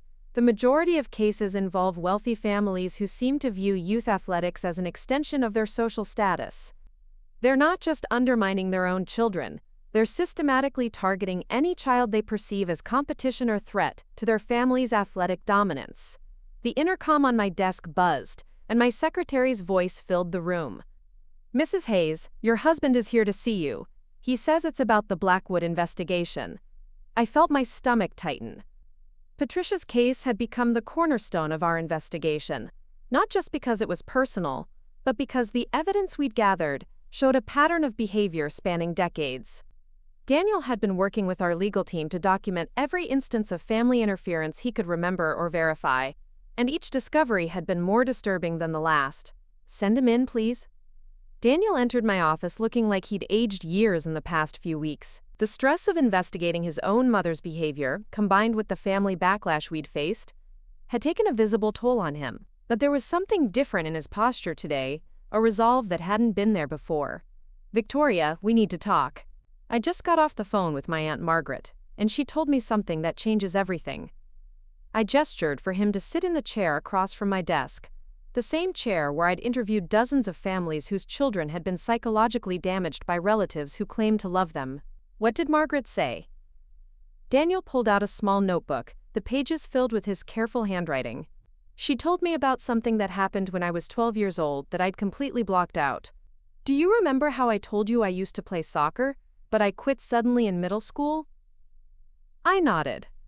It had always seemed strange to me that Daniel, who was naturally athletic and loved competition, had simply stopped playing sports as a child. Margaret said my mother orchestrated my quitting. Apparently, I was getting really good enough that I was being considered for a select team that would have required travel and significant time commitment.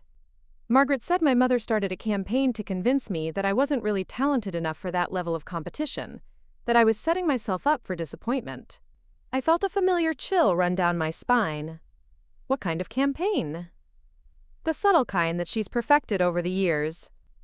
She would make comments about how select teams were full of politics and favoritism.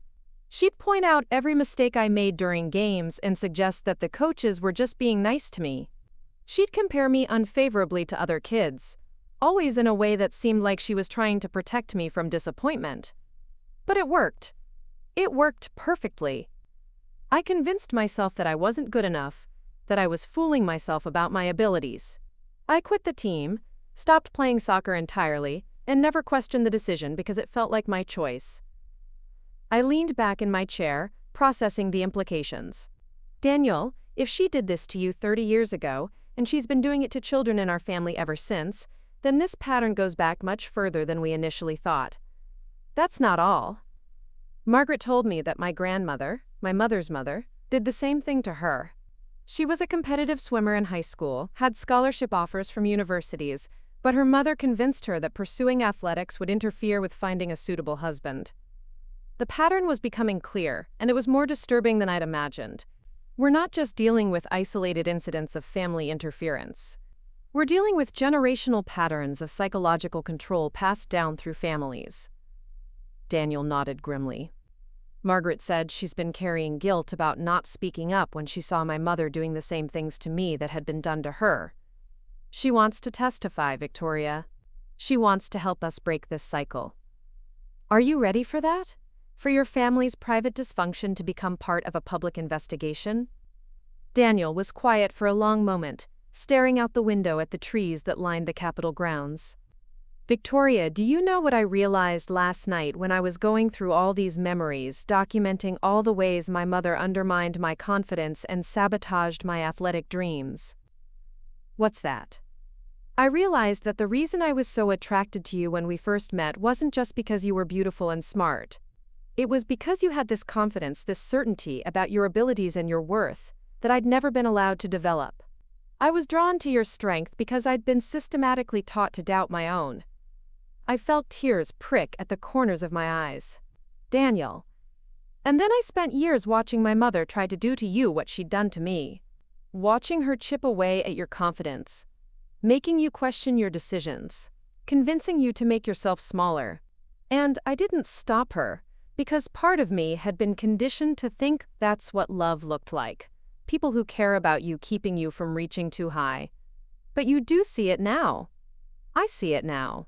And I see that if we don't stop this pattern, she'll try to do the same thing to our grandchildren someday. This isn't just about protecting Chloe anymore, Victoria. This is about breaking a cycle of psychological abuse that's been passed down through generations of our family.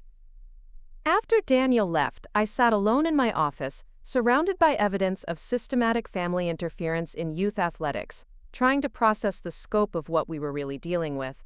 The cases weren't isolated incidents, they were part of larger patterns of family dysfunction, often spanning multiple generations.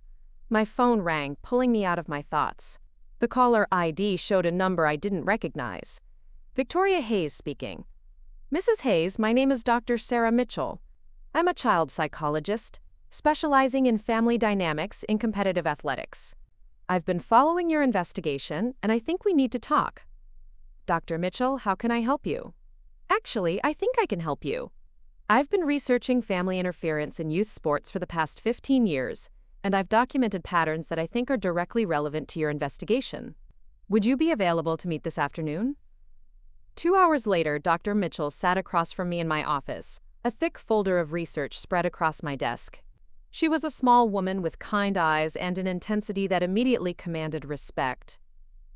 Mrs. Hayes, what you've uncovered in Oregon is part of a much larger national problem. I've been documenting cases of family psychological manipulation in youth athletics across the country, and the patterns are remarkably consistent. She opened her folder and pulled out a chart that looked like a family tree, but instead of showing genealogy, it tracked patterns of psychological manipulation across generations. What we're dealing with isn't random family dysfunction. It's systematic psychological control that gets passed down through families like any other learned behavior. Parents who had their athletic dreams crushed by family members often unconsciously repeat those patterns with their own children, either through direct sabotage or by failing to protect them from other family members who engage in sabotage.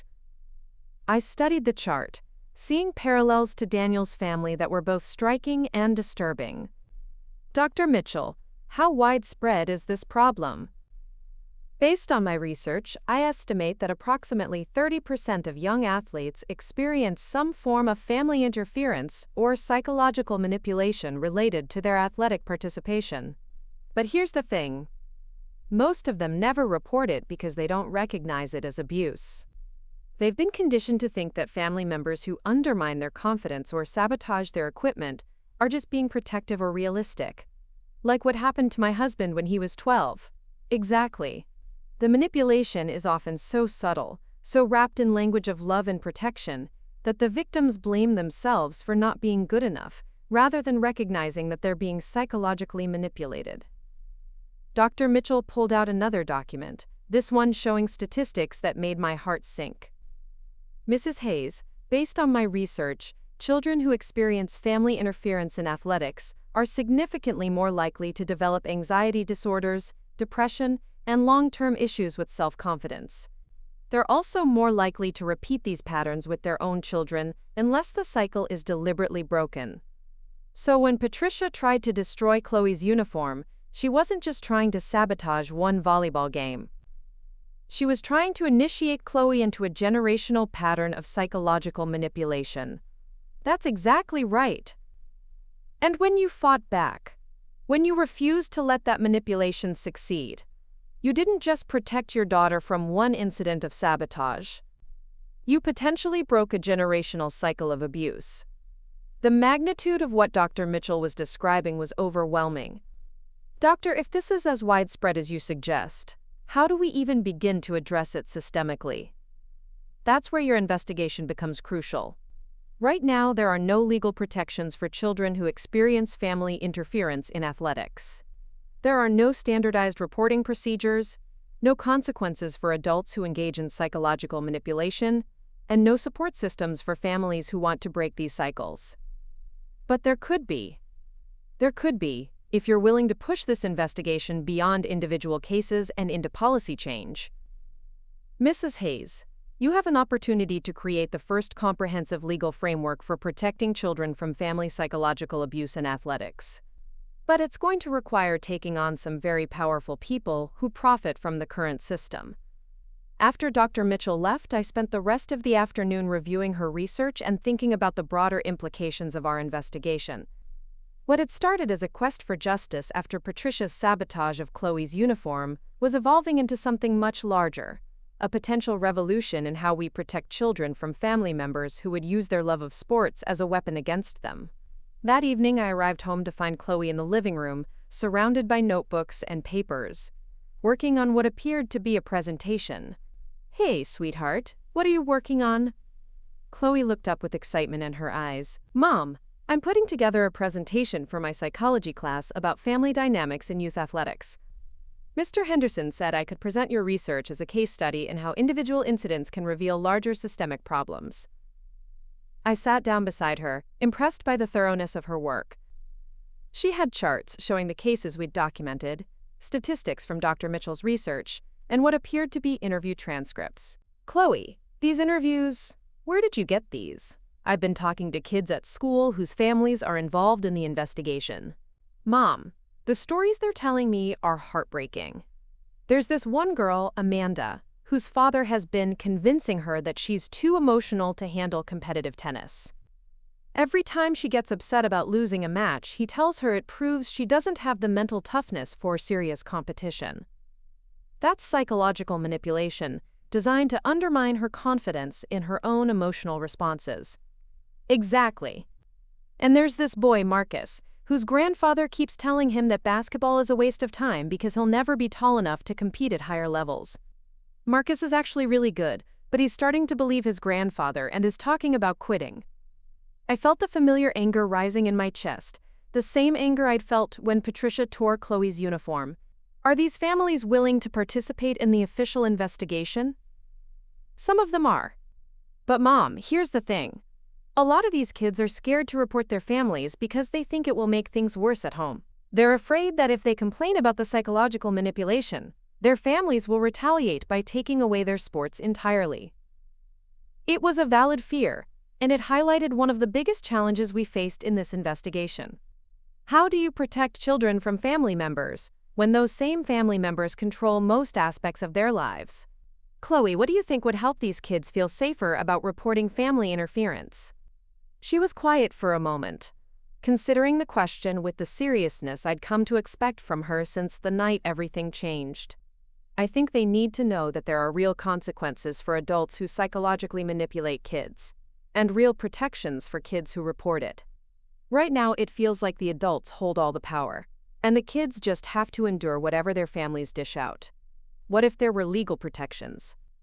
What if psychological manipulation of student athletes became a form of child abuse with actual legal consequences? Chloe's eyes went wide. Could you do that? Could you actually make it illegal for family members to psychologically abuse kids through sports? I think we might be able to. But it would require taking this investigation to the state legislature, convincing them to pass new laws, and creating enforcement mechanisms that would actually protect kids. Mom, you have to do it. Not just for me, not just for our family, but for all these kids who are being hurt by people who are supposed to love them. Later that evening, after Chloe had gone to bed, I sat at my kitchen table with my laptop, drafting a proposal that could change everything. The document I was writing would recommend that the state legislature classify psychological manipulation of student athletes as a form of child abuse, with specific legal consequences for family members who engaged in such behavior. It was ambitious, potentially controversial, and would almost certainly face resistance from families who benefited from the current lack of oversight. But as I thought about Daniel's suppressed memories, about Chloe's classmates who were being systematically undermined by their own relatives, about the generational patterns Dr. Mitchell had documented, I knew it was necessary. My phone buzzed with a text message from an unknown number. When I opened it, I felt my blood run cold. Mrs. Hayes, you have no idea what you're messing with. Some stones are better left unturned. Back off while you still can. I stared at the message for a long moment, then forwarded it to the security team that had been assigned to our investigation. This wasn't the first threatening message I'd received since taking on the director position, but it was the most explicitly intimidating. Daniel appeared in the kitchen doorway wearing his pajamas and a concerned expression. Victoria, are you okay? You look like you've seen a ghost. I showed him the message, watching as his face darkened with anger. Victoria, this is getting dangerous. Maybe we should consider… No, I interrupted. Daniel, if someone is threatening me, it means we're getting close to something they don't want us to find. It means we're on the right track. But what if they escalate? What if they try to hurt you, or Chloe? I understood his fear, but I also knew that backing down now would mean abandoning all the children who were counting on us to break the cycles of abuse they were trapped in. Daniel, do you remember what you told me about feeling lucky to be married to me? About feeling proud that you get to come home to me every night? He nodded, confusion evident in his expression. Well, this is who you married. You married someone who fights for what's right, even when it's difficult, even when it's dangerous. You married someone who refuses to let children be hurt by adults who should be protecting them. Daniel sat down beside me at the kitchen table, taking my hands in his. Victoria, I'm not asking you to stop fighting. I'm asking you to be careful. I'm asking you to remember that Chloe and I need you safe. I will be careful, but I won't be intimidated." The next morning brought news that would test that resolve. Rachel appeared in my office with a grim expression and a legal document that made my heart sink. "Victoria, Patricia Blackwood has filed a defamation lawsuit against you, the investigation team, and the state athletics department. She's claiming that the investigation is a personal vendetta disguised as official business, and she's seeking damages for harm to her reputation." I accepted the legal papers with steady hands, though inside I was reeling. Patricia wasn't just fighting back. She was launching a full-scale legal assault designed to shut down the entire investigation.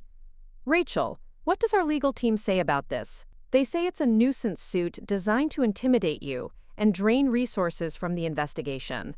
But they also say we need to be prepared for a lengthy legal battle that could distract from the actual investigation work." I thought about Daniel's concerns, about the threatening text message, about all the children whose cases might never be heard if Patricia succeeded in shutting down our investigation. "Rachel, schedule a press conference for this afternoon. If Patricia wants to make this about personal vendettas, then let's make sure the public understands exactly what kind of person files a defamation suit to protect their right to psychologically abused children." "Victoria, are you sure that's wise?" Responding publicly could escalate the situation. The situation is already escalated. Patricia made sure of that when she decided to sue the state rather than face accountability for her behavior. That afternoon, I stood behind a podium in the state capitol press room, facing a crowd of reporters and cameras, holding a folder that contained documentation of Patricia's decades-long pattern of psychological manipulation of children in her family.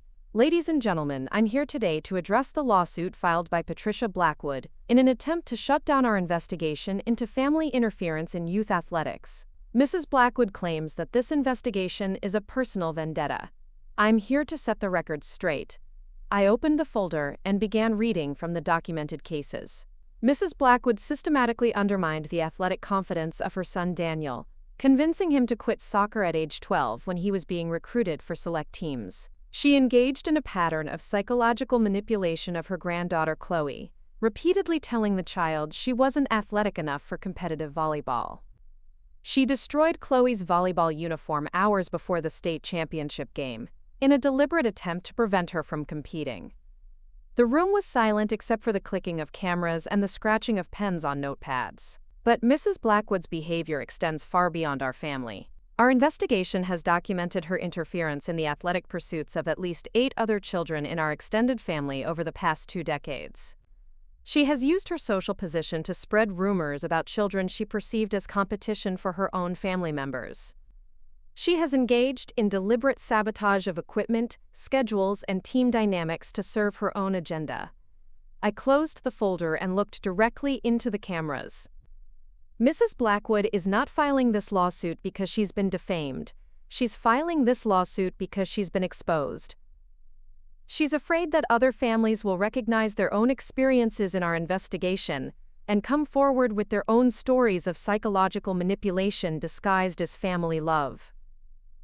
A reporter in the front row raised her hand. "Mrs. Hayes, how do you respond to accusations that you're using your official position to settle personal family disputes?" I respond by pointing out that every case in our investigation has been independently verified by professional investigators. I respond by noting that the patterns we've documented in my family are identical to patterns we've found in dozens of other families across the state. And I respond by asking this question: if exposing systematic psychological abuse of children is a personal vendetta, then what does that say about our priorities as a society? Another reporter called out, "Mrs. Hayes, what's your ultimate goal with this investigation?" I thought about Chloe's presentation, about Dr. Mitchell's research, about all the children who were being damaged by relatives who claimed to love them. My ultimate goal is to create legal protections for children who experience family psychological manipulation in athletics. I want to establish clear consequences for adults who use youth sports as a vehicle for their own dysfunction. And I want to break generational cycles of abuse that have been allowed to continue because we've been afraid to hold family members accountable for psychological harm. Even if that family member is your own mother-in-law? Especially if that family member is my own mother-in-law. Because if I'm not willing to hold my own family accountable, how can I ask other families to do the same? The press conference generated more media attention than I'd anticipated.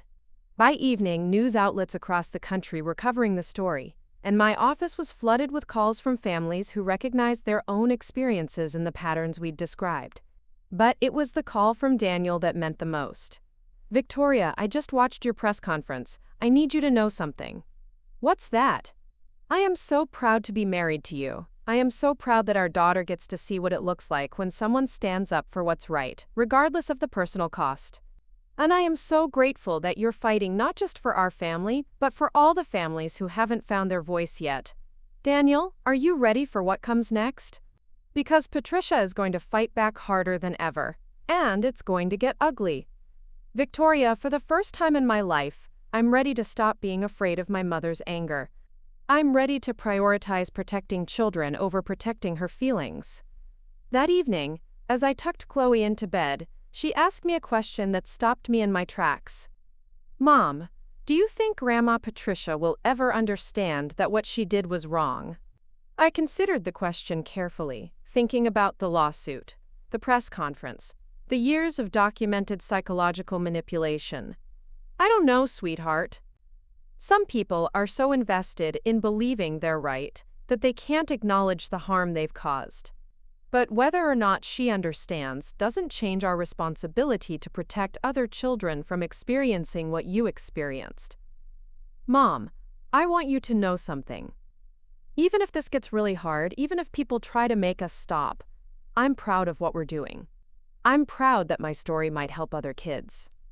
As I turned off Chloe's light and closed her bedroom door, I realized that regardless of what happened with Patricia's lawsuit, regardless of the threats or the media attention or the political pressure, we had already succeeded in the most important way possible. We had broken the cycle. We had refused to let psychological manipulation be normalized as family love. And we had shown Chloe that her worth, her dreams, and her right to pursue athletics without family sabotage were worth fighting for, no matter the cost. The courtroom felt smaller than I'd expected, considering the magnitude of what was at stake. 3 months had passed since Patricia filed her defamation lawsuit, and in that time our investigation had exploded into a statewide phenomenon that neither of us could have anticipated.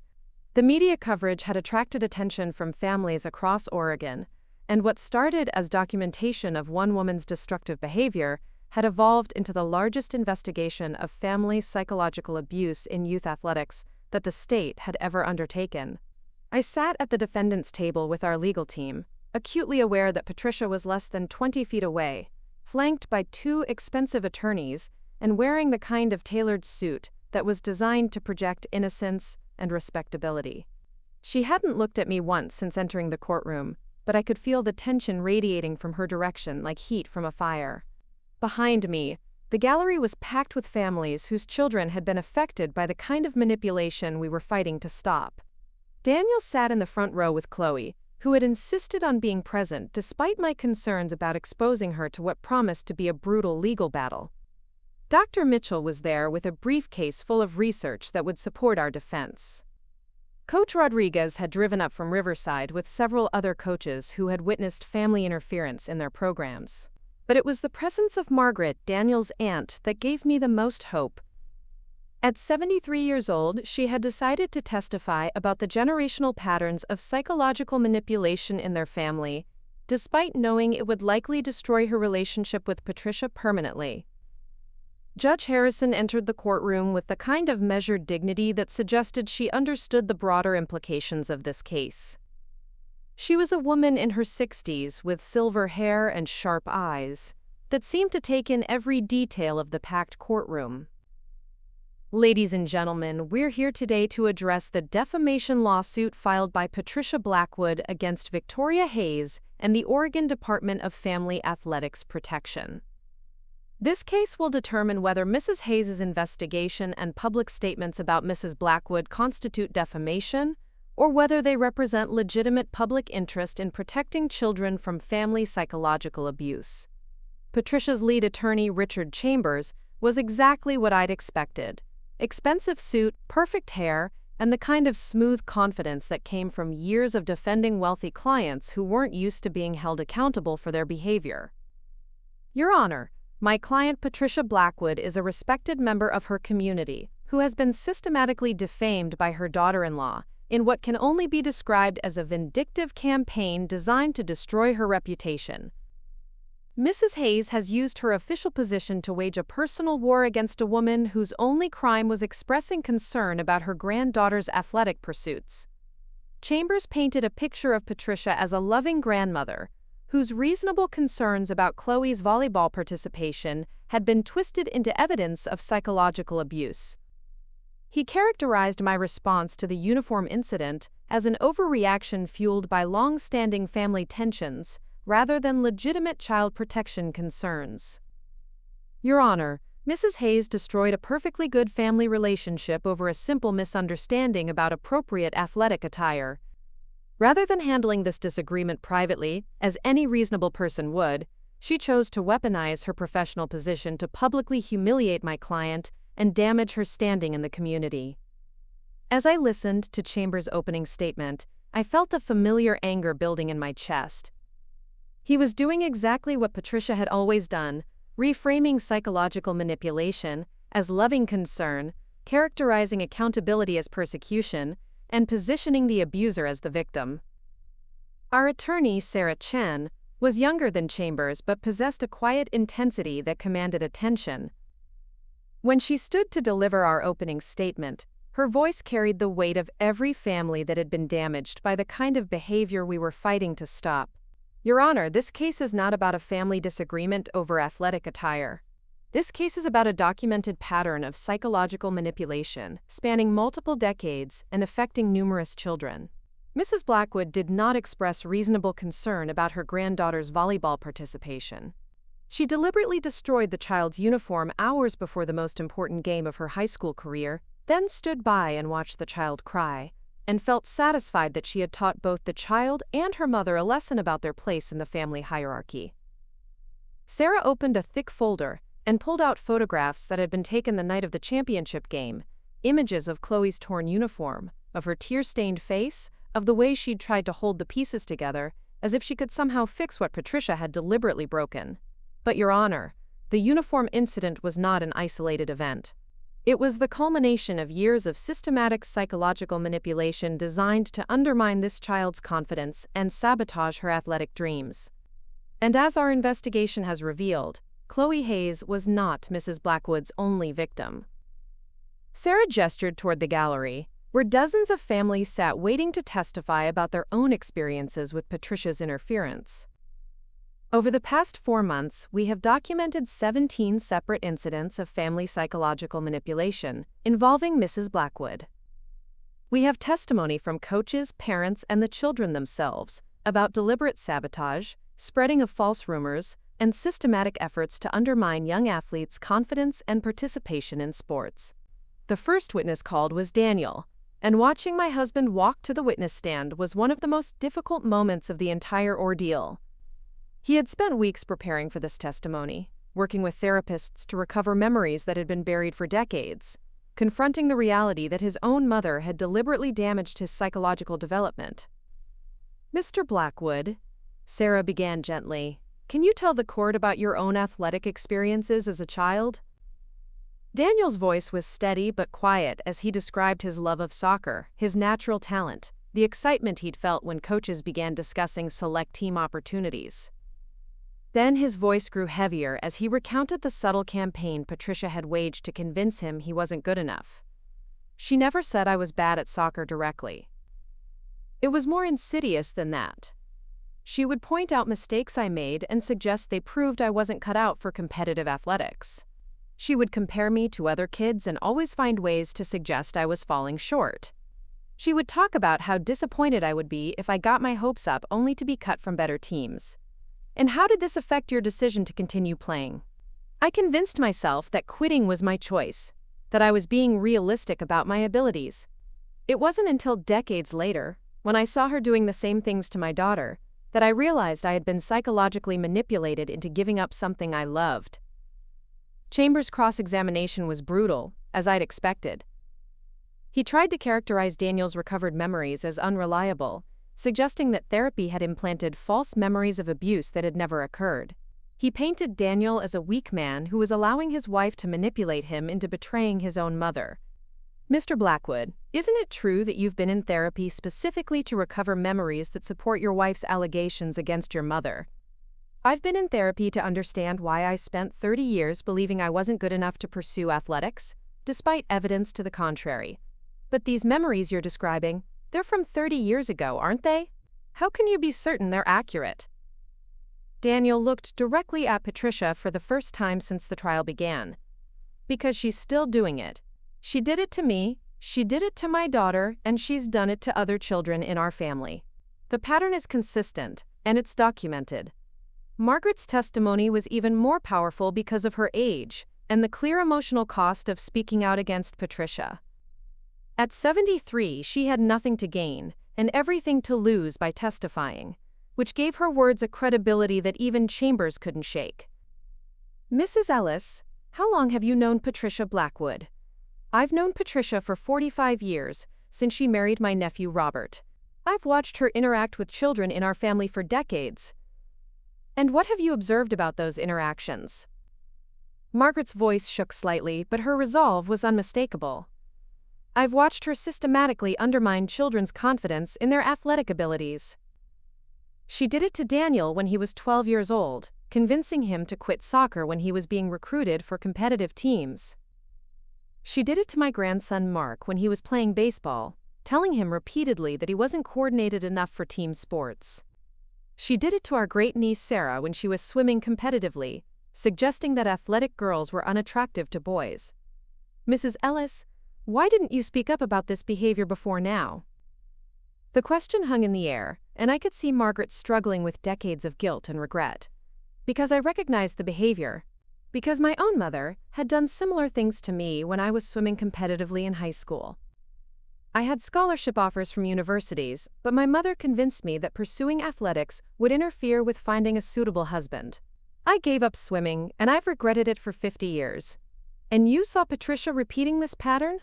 Yes, and I didn't stop her because I had been conditioned to think that's what family members do. They protect you from disappointment by convincing you to aim lower.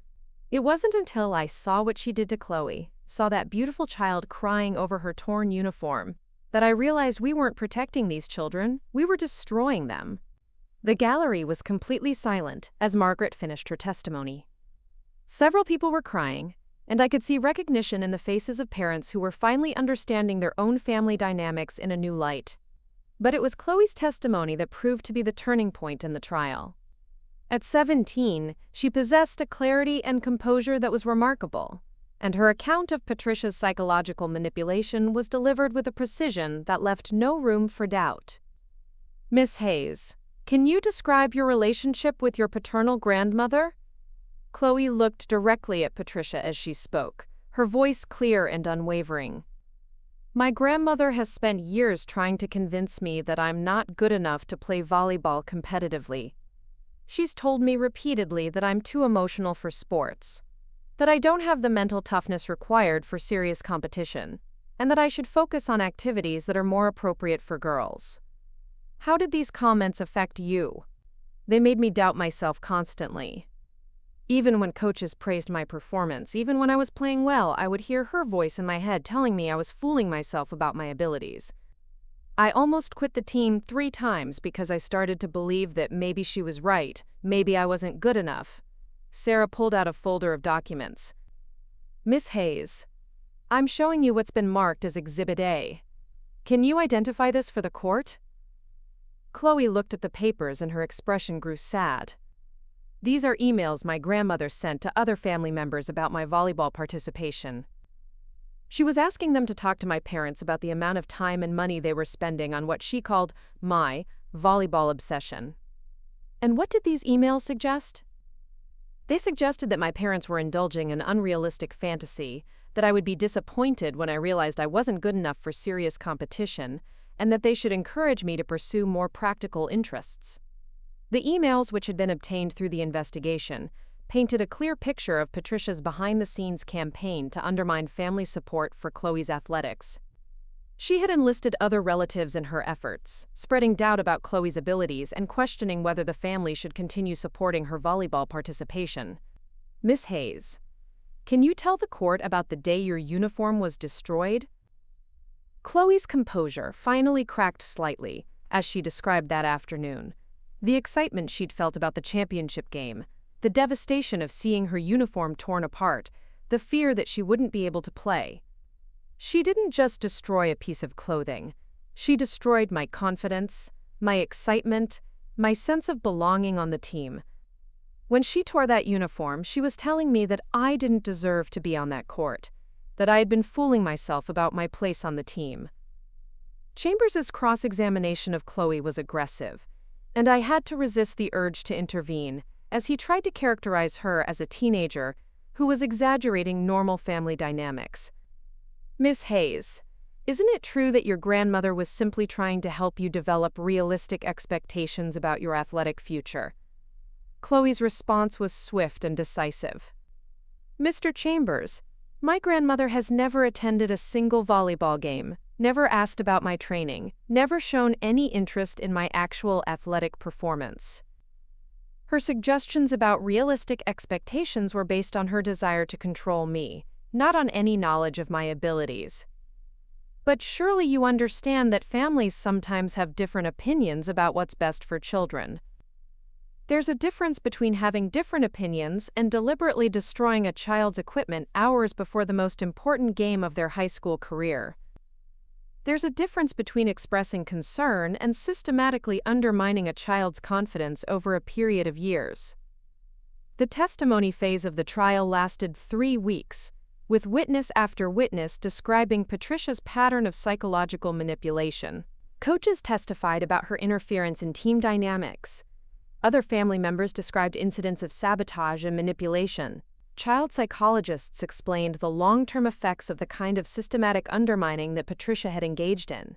But it was the testimony of children from other families that truly revealed the scope of the problem we were addressing. Patricia's behavior wasn't unique. It was part of a larger pattern of family psychological abuse in youth athletics that affected thousands of children across the state. A 12-year-old girl named Emma testified about her grandfather, who had been telling her for 2 years that she was too small to be successful in basketball. A 14-year-old boy named Marcus described his father's systematic efforts to convince him that he lacked the mental toughness for competitive swimming.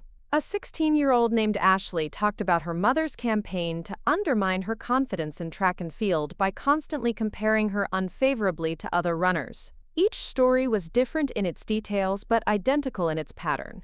Adults using their position of authority and trust to psychologically manipulate children into doubting their abilities and abandoning their athletic dreams.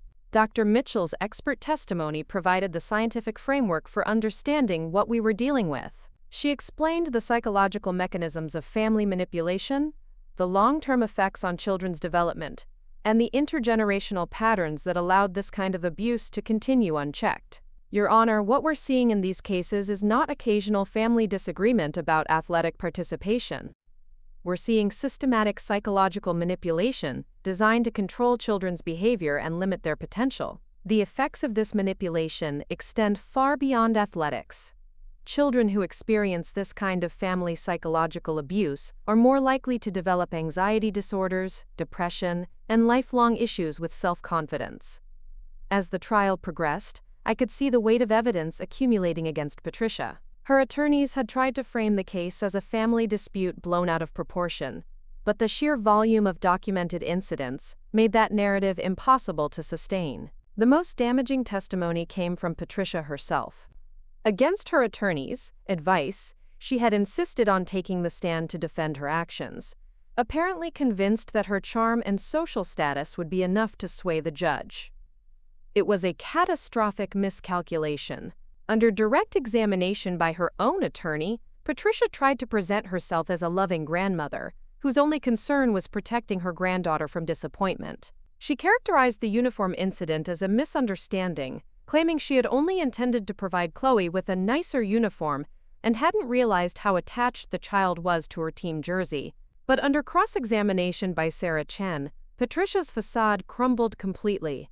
Sarah systematically walked her through each documented incident of manipulation, forcing her to acknowledge behavior that she couldn't explain away as loving concern. Mrs. Blackwood, you testified that you destroyed Chloe's uniform because you wanted to provide her with something nicer. But according to your own testimony, the replacement uniform you brought was the wrong size, the wrong colors, and bore the wrong number. How exactly was that providing something nicer?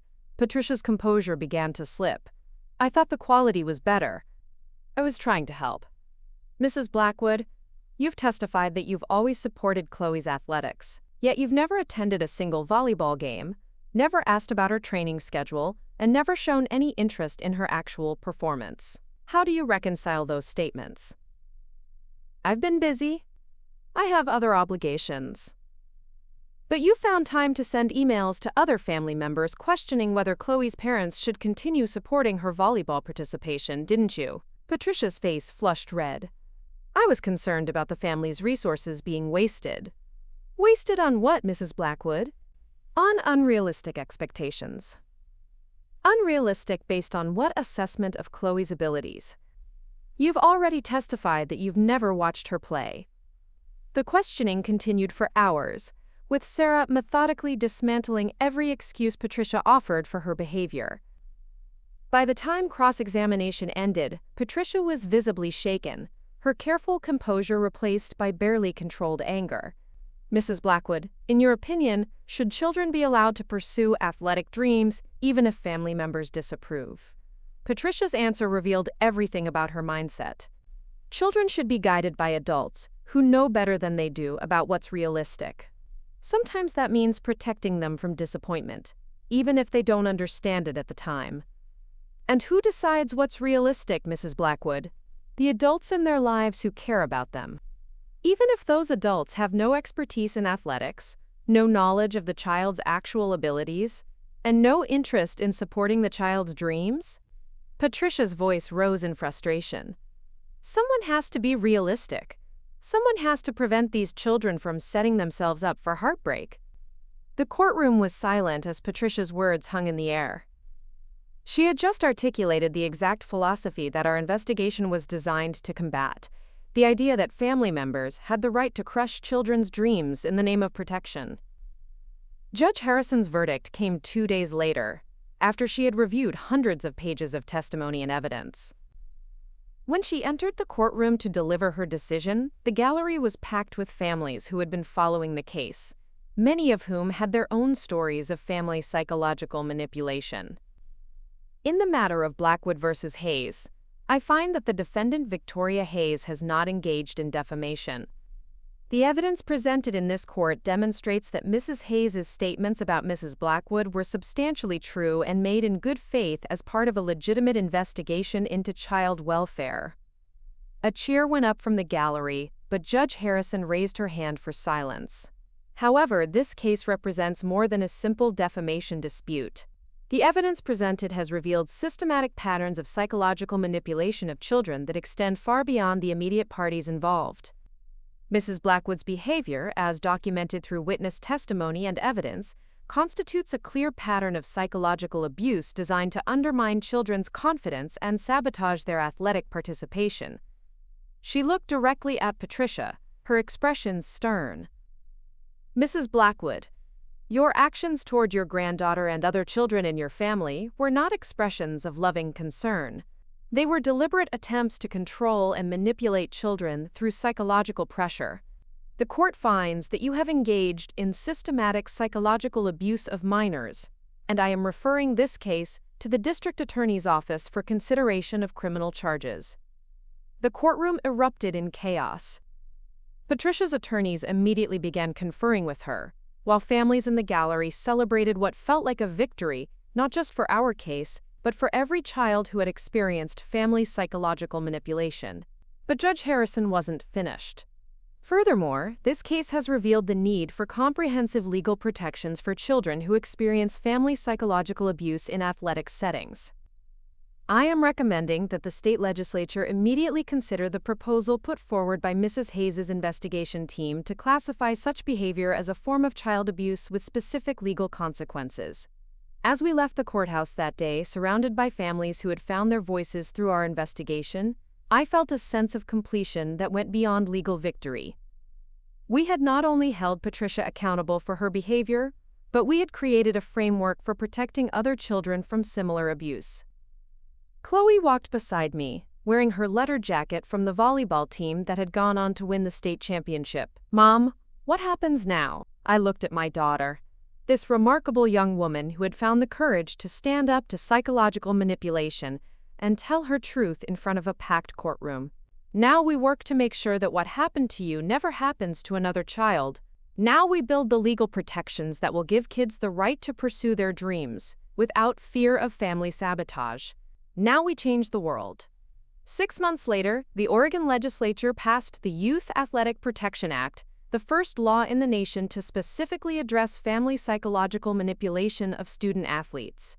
The law established clear definitions of psychological abuse in athletic settings, created reporting mechanisms for children and coaches, and imposed serious legal consequences for adults who engaged in systematic sabotage of children's athletic participation.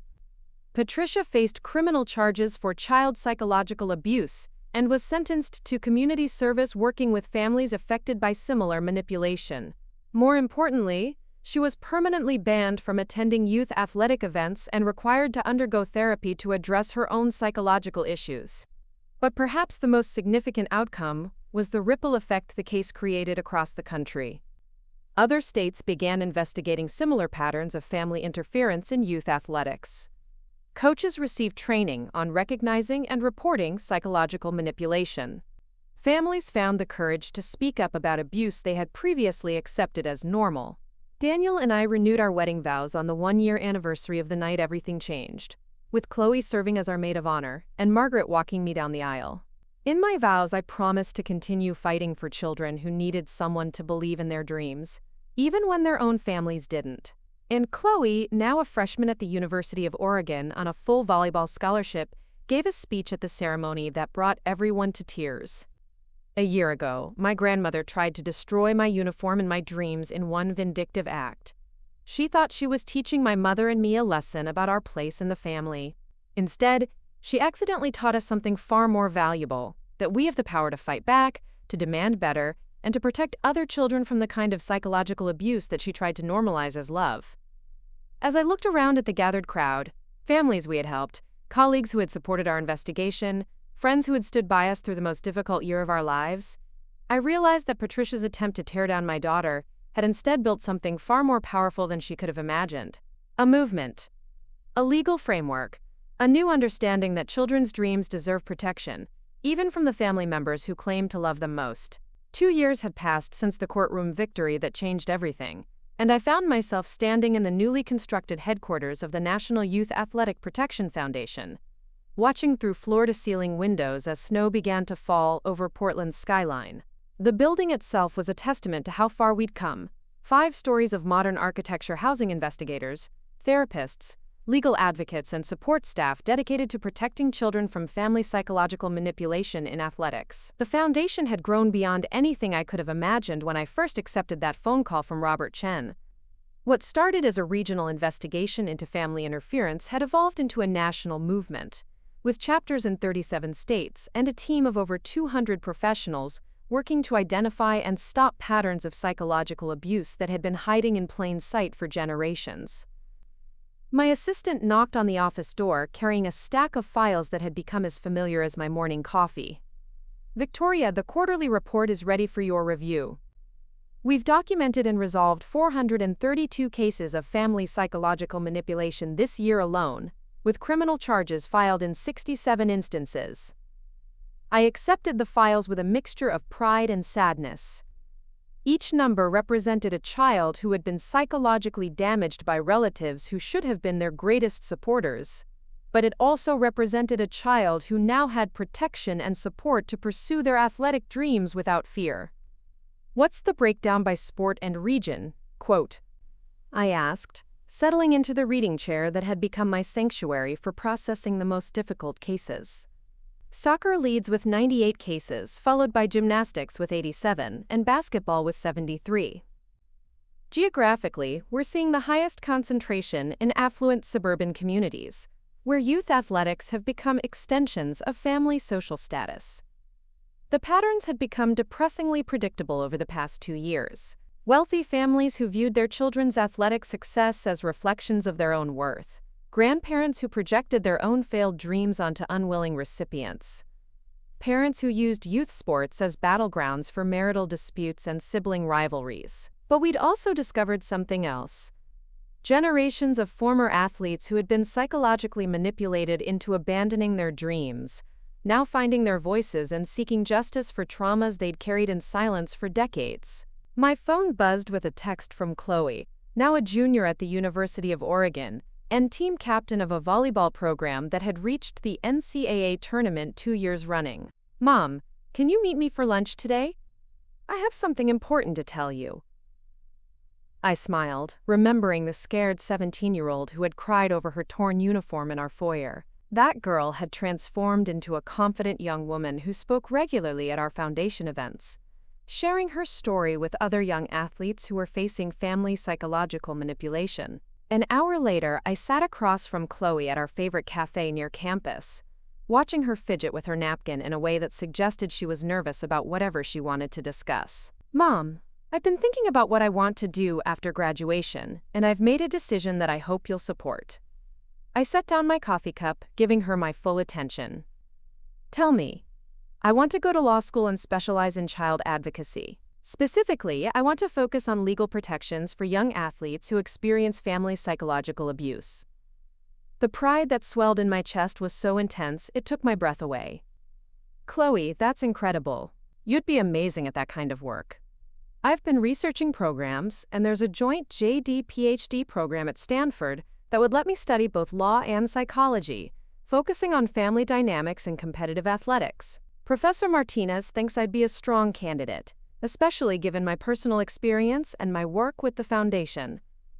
I reached across the table and took her hands. "Sweetheart, I think that's exactly what you're meant to do. You have a unique perspective on this issue, and the legal system needs advocates who truly understand what these children are going through. There's more. I want to write a book about our experience, about the investigation, about the legal changes we've achieved. I think our story could help other families recognize psychological manipulation before it escalates to the point where children are seriously damaged." The idea of sharing our most painful family moments with the world was daunting, but I understood her motivation. Every week, we received calls from parents who didn't recognize the early warning signs of family psychological manipulation, who dismissed concerning behavior as normal family dynamics until the damage was severe. "Mom, I've already started writing. I have about 50 pages drafted, and Professor Martinez has connected me with a literary agent who specializes in memoirs about social justice issues." I felt tears pricking at the corners of my eyes, but they were good tears, the kind that come when you realize your child has found their purpose in life. "Chloe, I think that's exactly what the world needs. Your voice, your perspective, your ability to help other young athletes understand that they don't have to accept family psychological abuse as normal." That afternoon, I returned to the foundation office to find Daniel waiting in my lobby, wearing the kind of expression that suggested important news. "Victoria, I need to tell you about a conversation I had with Margaret today. She's been researching our family history, trying to understand how deep these patterns of psychological manipulation go." I led him into my office, closing the door behind us. Daniel had become one of our most effective advocates over the past 2 years, speaking at conferences and legislative hearings about the long-term effects of family psychological manipulation on adult development. "What did Margaret discover?" Daniel pulled out a folder thick with genealogical documents and old photographs. "She traced the pattern back 4 generations, Victoria. My great-great-grandmother apparently convinced her daughter to give up competitive swimming in the 1920s because it wasn't appropriate for ladies. That daughter did the same thing to her own children, and the pattern continued through every generation until it reached my mother." The scope of what he was describing was staggering. "Daniel, you're talking about a century of systematic psychological manipulation passed down through family generations." "Exactly. And Margaret thinks this kind of intergenerational transmission of psychological manipulation is much more common than we realize. She's been researching other families in our community, and she's finding similar patterns everywhere she looks." I thought about Dr. Mitchell's research, about the families we'd worked with through the foundation, about the systematic nature of the psychological abuse we'd documented. Daniel, what if what we experienced with Patricia wasn't unusual? What if most families have some version of this dynamic, but it's so normalized that people don't recognize it as abuse? That's exactly what Margaret thinks. She wants to expand her research, document these generational patterns more systematically. She thinks we could be looking at a form of cultural psychological abuse that affects millions of families. The implications were overwhelming. If Margaret was right, then the Foundation's work was just the beginning of addressing a problem that extended far beyond athletics into the fundamental ways families transmitted trauma and psychological control across generations. My phone rang, interrupting my thoughts. The caller ID showed a number I recognized, the office of Senator Williams, who had been instrumental in passing federal legislation based on our Oregon model. Victoria, I have news that I think you'll want to hear. The House Education Committee has approved the National Youth Athletic Protection Act. It's headed to the full House for a vote next month. I felt my heart start racing. The federal legislation would establish nationwide protections for student athletes, create standardized reporting procedures for family psychological manipulation, and provide funding for investigations and support services in all 50 states. Senator, that's incredible. What are the chances it will pass the full House? Very good, actually. We've built bipartisan support by framing this as child protection rather than family intervention. Representatives from both parties have constituents who've been affected by these issues. After I hung up, I sat quietly in my office, thinking about the journey that had brought us to this moment. 3 years ago, I was a stay-at-home mom, whose biggest concern was making sure Chloe's volleyball uniform was clean for games. Now I was running a national foundation and working to pass federal legislation that could protect millions of children from family psychological abuse. But it was the personal transformation that felt most significant. I was no longer the woman who made herself smaller to accommodate other people's expectations. I was no longer afraid of taking up space, using my voice, or fighting for what was right even when it was difficult. That evening, I came home to find Daniel and Chloe in the kitchen, working together to prepare dinner and discussing Chloe's book project. The easy collaboration between them, the mutual respect and support, stood in stark contrast to the toxic family dynamics we'd escaped. Mom, Chloe said, looking up from the manuscript pages she was reviewing, I've been thinking about how to end the book. I want to include something about what our family looks like now, how different our relationships are from what they were before we learned to recognize and resist psychological manipulation. I looked around our kitchen, at the easy warmth and genuine affection that characterized our interactions now, and I realized she was right. We weren't just fighting to protect other families. We had fundamentally transformed our own family dynamics in the process. What are you thinking? I want to write about how breaking cycles of psychological manipulation doesn't just protect individual children, it changes entire family systems. When one person finds the courage to say no to psychological abuse, it gives everyone else permission to do the same. Daniel looked up from the stove where he was stirring sauce. Chloe, that's exactly right. Watching your mother stand up to my mother didn't just protect you. It taught me that I could stand up to her, too. It taught me that I didn't have to accept psychological manipulation as a normal part of family relationships. And watching both of you find your voices taught me that I have the right to set boundaries, to pursue my dreams without apologizing, and to refuse to accept family dynamics that are psychologically harmful. As we sat down to dinner that night, I reflected on how much had changed since that awful afternoon when Patricia tore Chloe's uniform. We had gone from being a family that tolerated psychological manipulation in the name of keeping peace, to being a family that actively fought against such manipulation wherever we encountered it. 6 months later, I stood in the Rose Garden of the White House, watching President Chen sign the National Youth Athletic Protection Act into law. The ceremony was attended by families from across the country who had been affected by family psychological manipulation, young athletes who had found the courage to speak up about abuse, and advocates who had worked tirelessly to create legal protections for vulnerable children. Chloe stood beside me, now a published author whose memoir, Torn Dreams: Breaking Cycles of Family Psychological Abuse in Youth Athletics, had become a bestseller and sparked national conversations about hidden patterns of family manipulation. Daniel was there with Margaret, who had become one of our most effective researchers, documenting generational patterns of psychological abuse in families across the Pacific Northwest.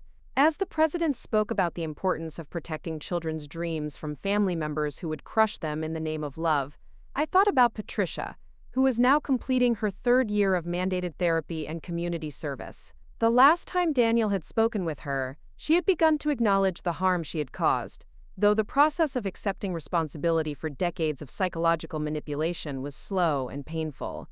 Today we recognize that children have the right to pursue their athletic dreams without fear of psychological sabotage from the very people who should be supporting them most, President Chen said, looking directly at our group. We acknowledge that family love should build children up, not tear them down, and we commit to protecting vulnerable young athletes from relatives who would use their position of trust to inflict psychological harm. After the ceremony, as we gathered for a reception in the East Wing, I found myself in conversation with a young girl named Maria, whose grandmother had been systematically undermining her confidence in gymnastics until her parents learned about our foundation and sought help. Mrs. Hayes, I just wanted to thank you. Before my parents learned about psychological manipulation, I thought there was something wrong with me because I kept doubting myself even when my coaches said I was doing well. Now I understand that my grandmother was deliberately trying to make me doubt my abilities. I knelt down to Maria's eye level, seeing in her face the same determination that had carried Chloe through her own recovery from psychological manipulation. Maria, you're going to help other kids understand this too, aren't you? She nodded solemnly. My mom says I can speak at foundation events when I get older. I want other kids to know that when family members make you doubt yourself, it's not because you're not good enough. It's because they have problems they're taking out on you. As the reception wound down, and we prepared to return to Oregon, I realized that our work had evolved far beyond what any of us had initially envisioned. We weren't just investigating and prosecuting cases of family psychological manipulation. We were educating entire communities about recognizing and resisting patterns of abuse that had been normalized for generations. The flight home gave me time to reflect on the letter I'd received that morning from a woman in Minnesota whose own daughter had experienced family sabotage similar to what Chloe had endured. Mrs. Hayes, the letter read, 3 years ago, my mother-in-law cut holes in my daughter's soccer cleats the night before her tryouts for the high school varsity team. At the time, I was so focused on replacing the cleats that I didn't really process the psychological impact of what she had done. After reading your daughter's book and learning about your foundation, I finally understand that what happened wasn't just mean-spirited. It was deliberate psychological abuse designed to undermine my daughter's confidence and sabotage her athletic dreams. We've now filed a report with our state's Youth Athletic Protection Agency, and my daughter is in therapy to address the psychological damage that was done. But more importantly, we've learned to recognize and resist family psychological manipulation, and we're teaching other families in our community to do the same.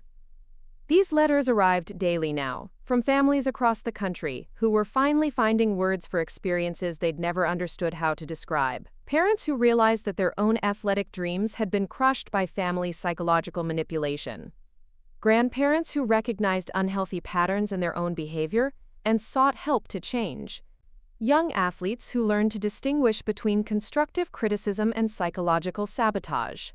As our plane descended into Portland, I could see the lights of the foundation headquarters glowing in the distance, and I felt a deep sense of satisfaction about the work we'd built together. But I also felt excitement about the work that remained to be done. Chloe was right. Breaking cycles of psychological manipulation changed entire family systems. When one person found the courage to recognize and resist family psychological abuse, it created ripple effects that could protect children for generations to come. That night, as I sat in my home office reviewing applications for our new fellowship program for young attorneys specializing in child advocacy, I found myself thinking about the torn volleyball uniform that had started everything. Patricia had intended that destruction as a lesson about power, control, and our place in the family hierarchy. Instead, it had become the catalyst for a national movement that was fundamentally changing how we understand and address family psychological manipulation. It had taught us that children's dreams deserve protection, that family love should build rather than destroy, and that sometimes the most powerful response to psychological abuse is refusing to accept it as normal. I opened my laptop and began typing a letter to the Foundation's board of directors, outlining plans for the next phase of our work. expanding internationally to help families in other countries recognize and resist patterns of psychological manipulation that transcended cultural boundaries. The work was far from over. There were still millions of children experiencing family psychological manipulation, still countless adults carrying trauma from childhood experiences they'd never understood how to name. But for the first time since Patricia tore that uniform, I felt confident that we had built something powerful enough to create lasting change. Outside my window, Portland slept peacefully under a blanket of stars, and somewhere in the distance, young athletes were dreaming of victories their families would celebrate rather than sabotage. That thought alone made every difficult moment of the past 3 years worth it. The silence that Patricia had tried to enforce, the silence about family psychological manipulation, about children's right to pursue their dreams without fear, about the responsibility we all share to protect vulnerable young athletes, had been broken permanently. And in its place, we had built something far more powerful than silence. We had built a voice that spoke for every child whose uniform had been torn, whose confidence had been shattered, whose dreams had been crushed by relatives who claimed to love them. That voice would never be silenced again. Up next, you've got 2 more standout stories right on your screen. If this one hit the mark, you won't want to pass these up. Just click and check them out.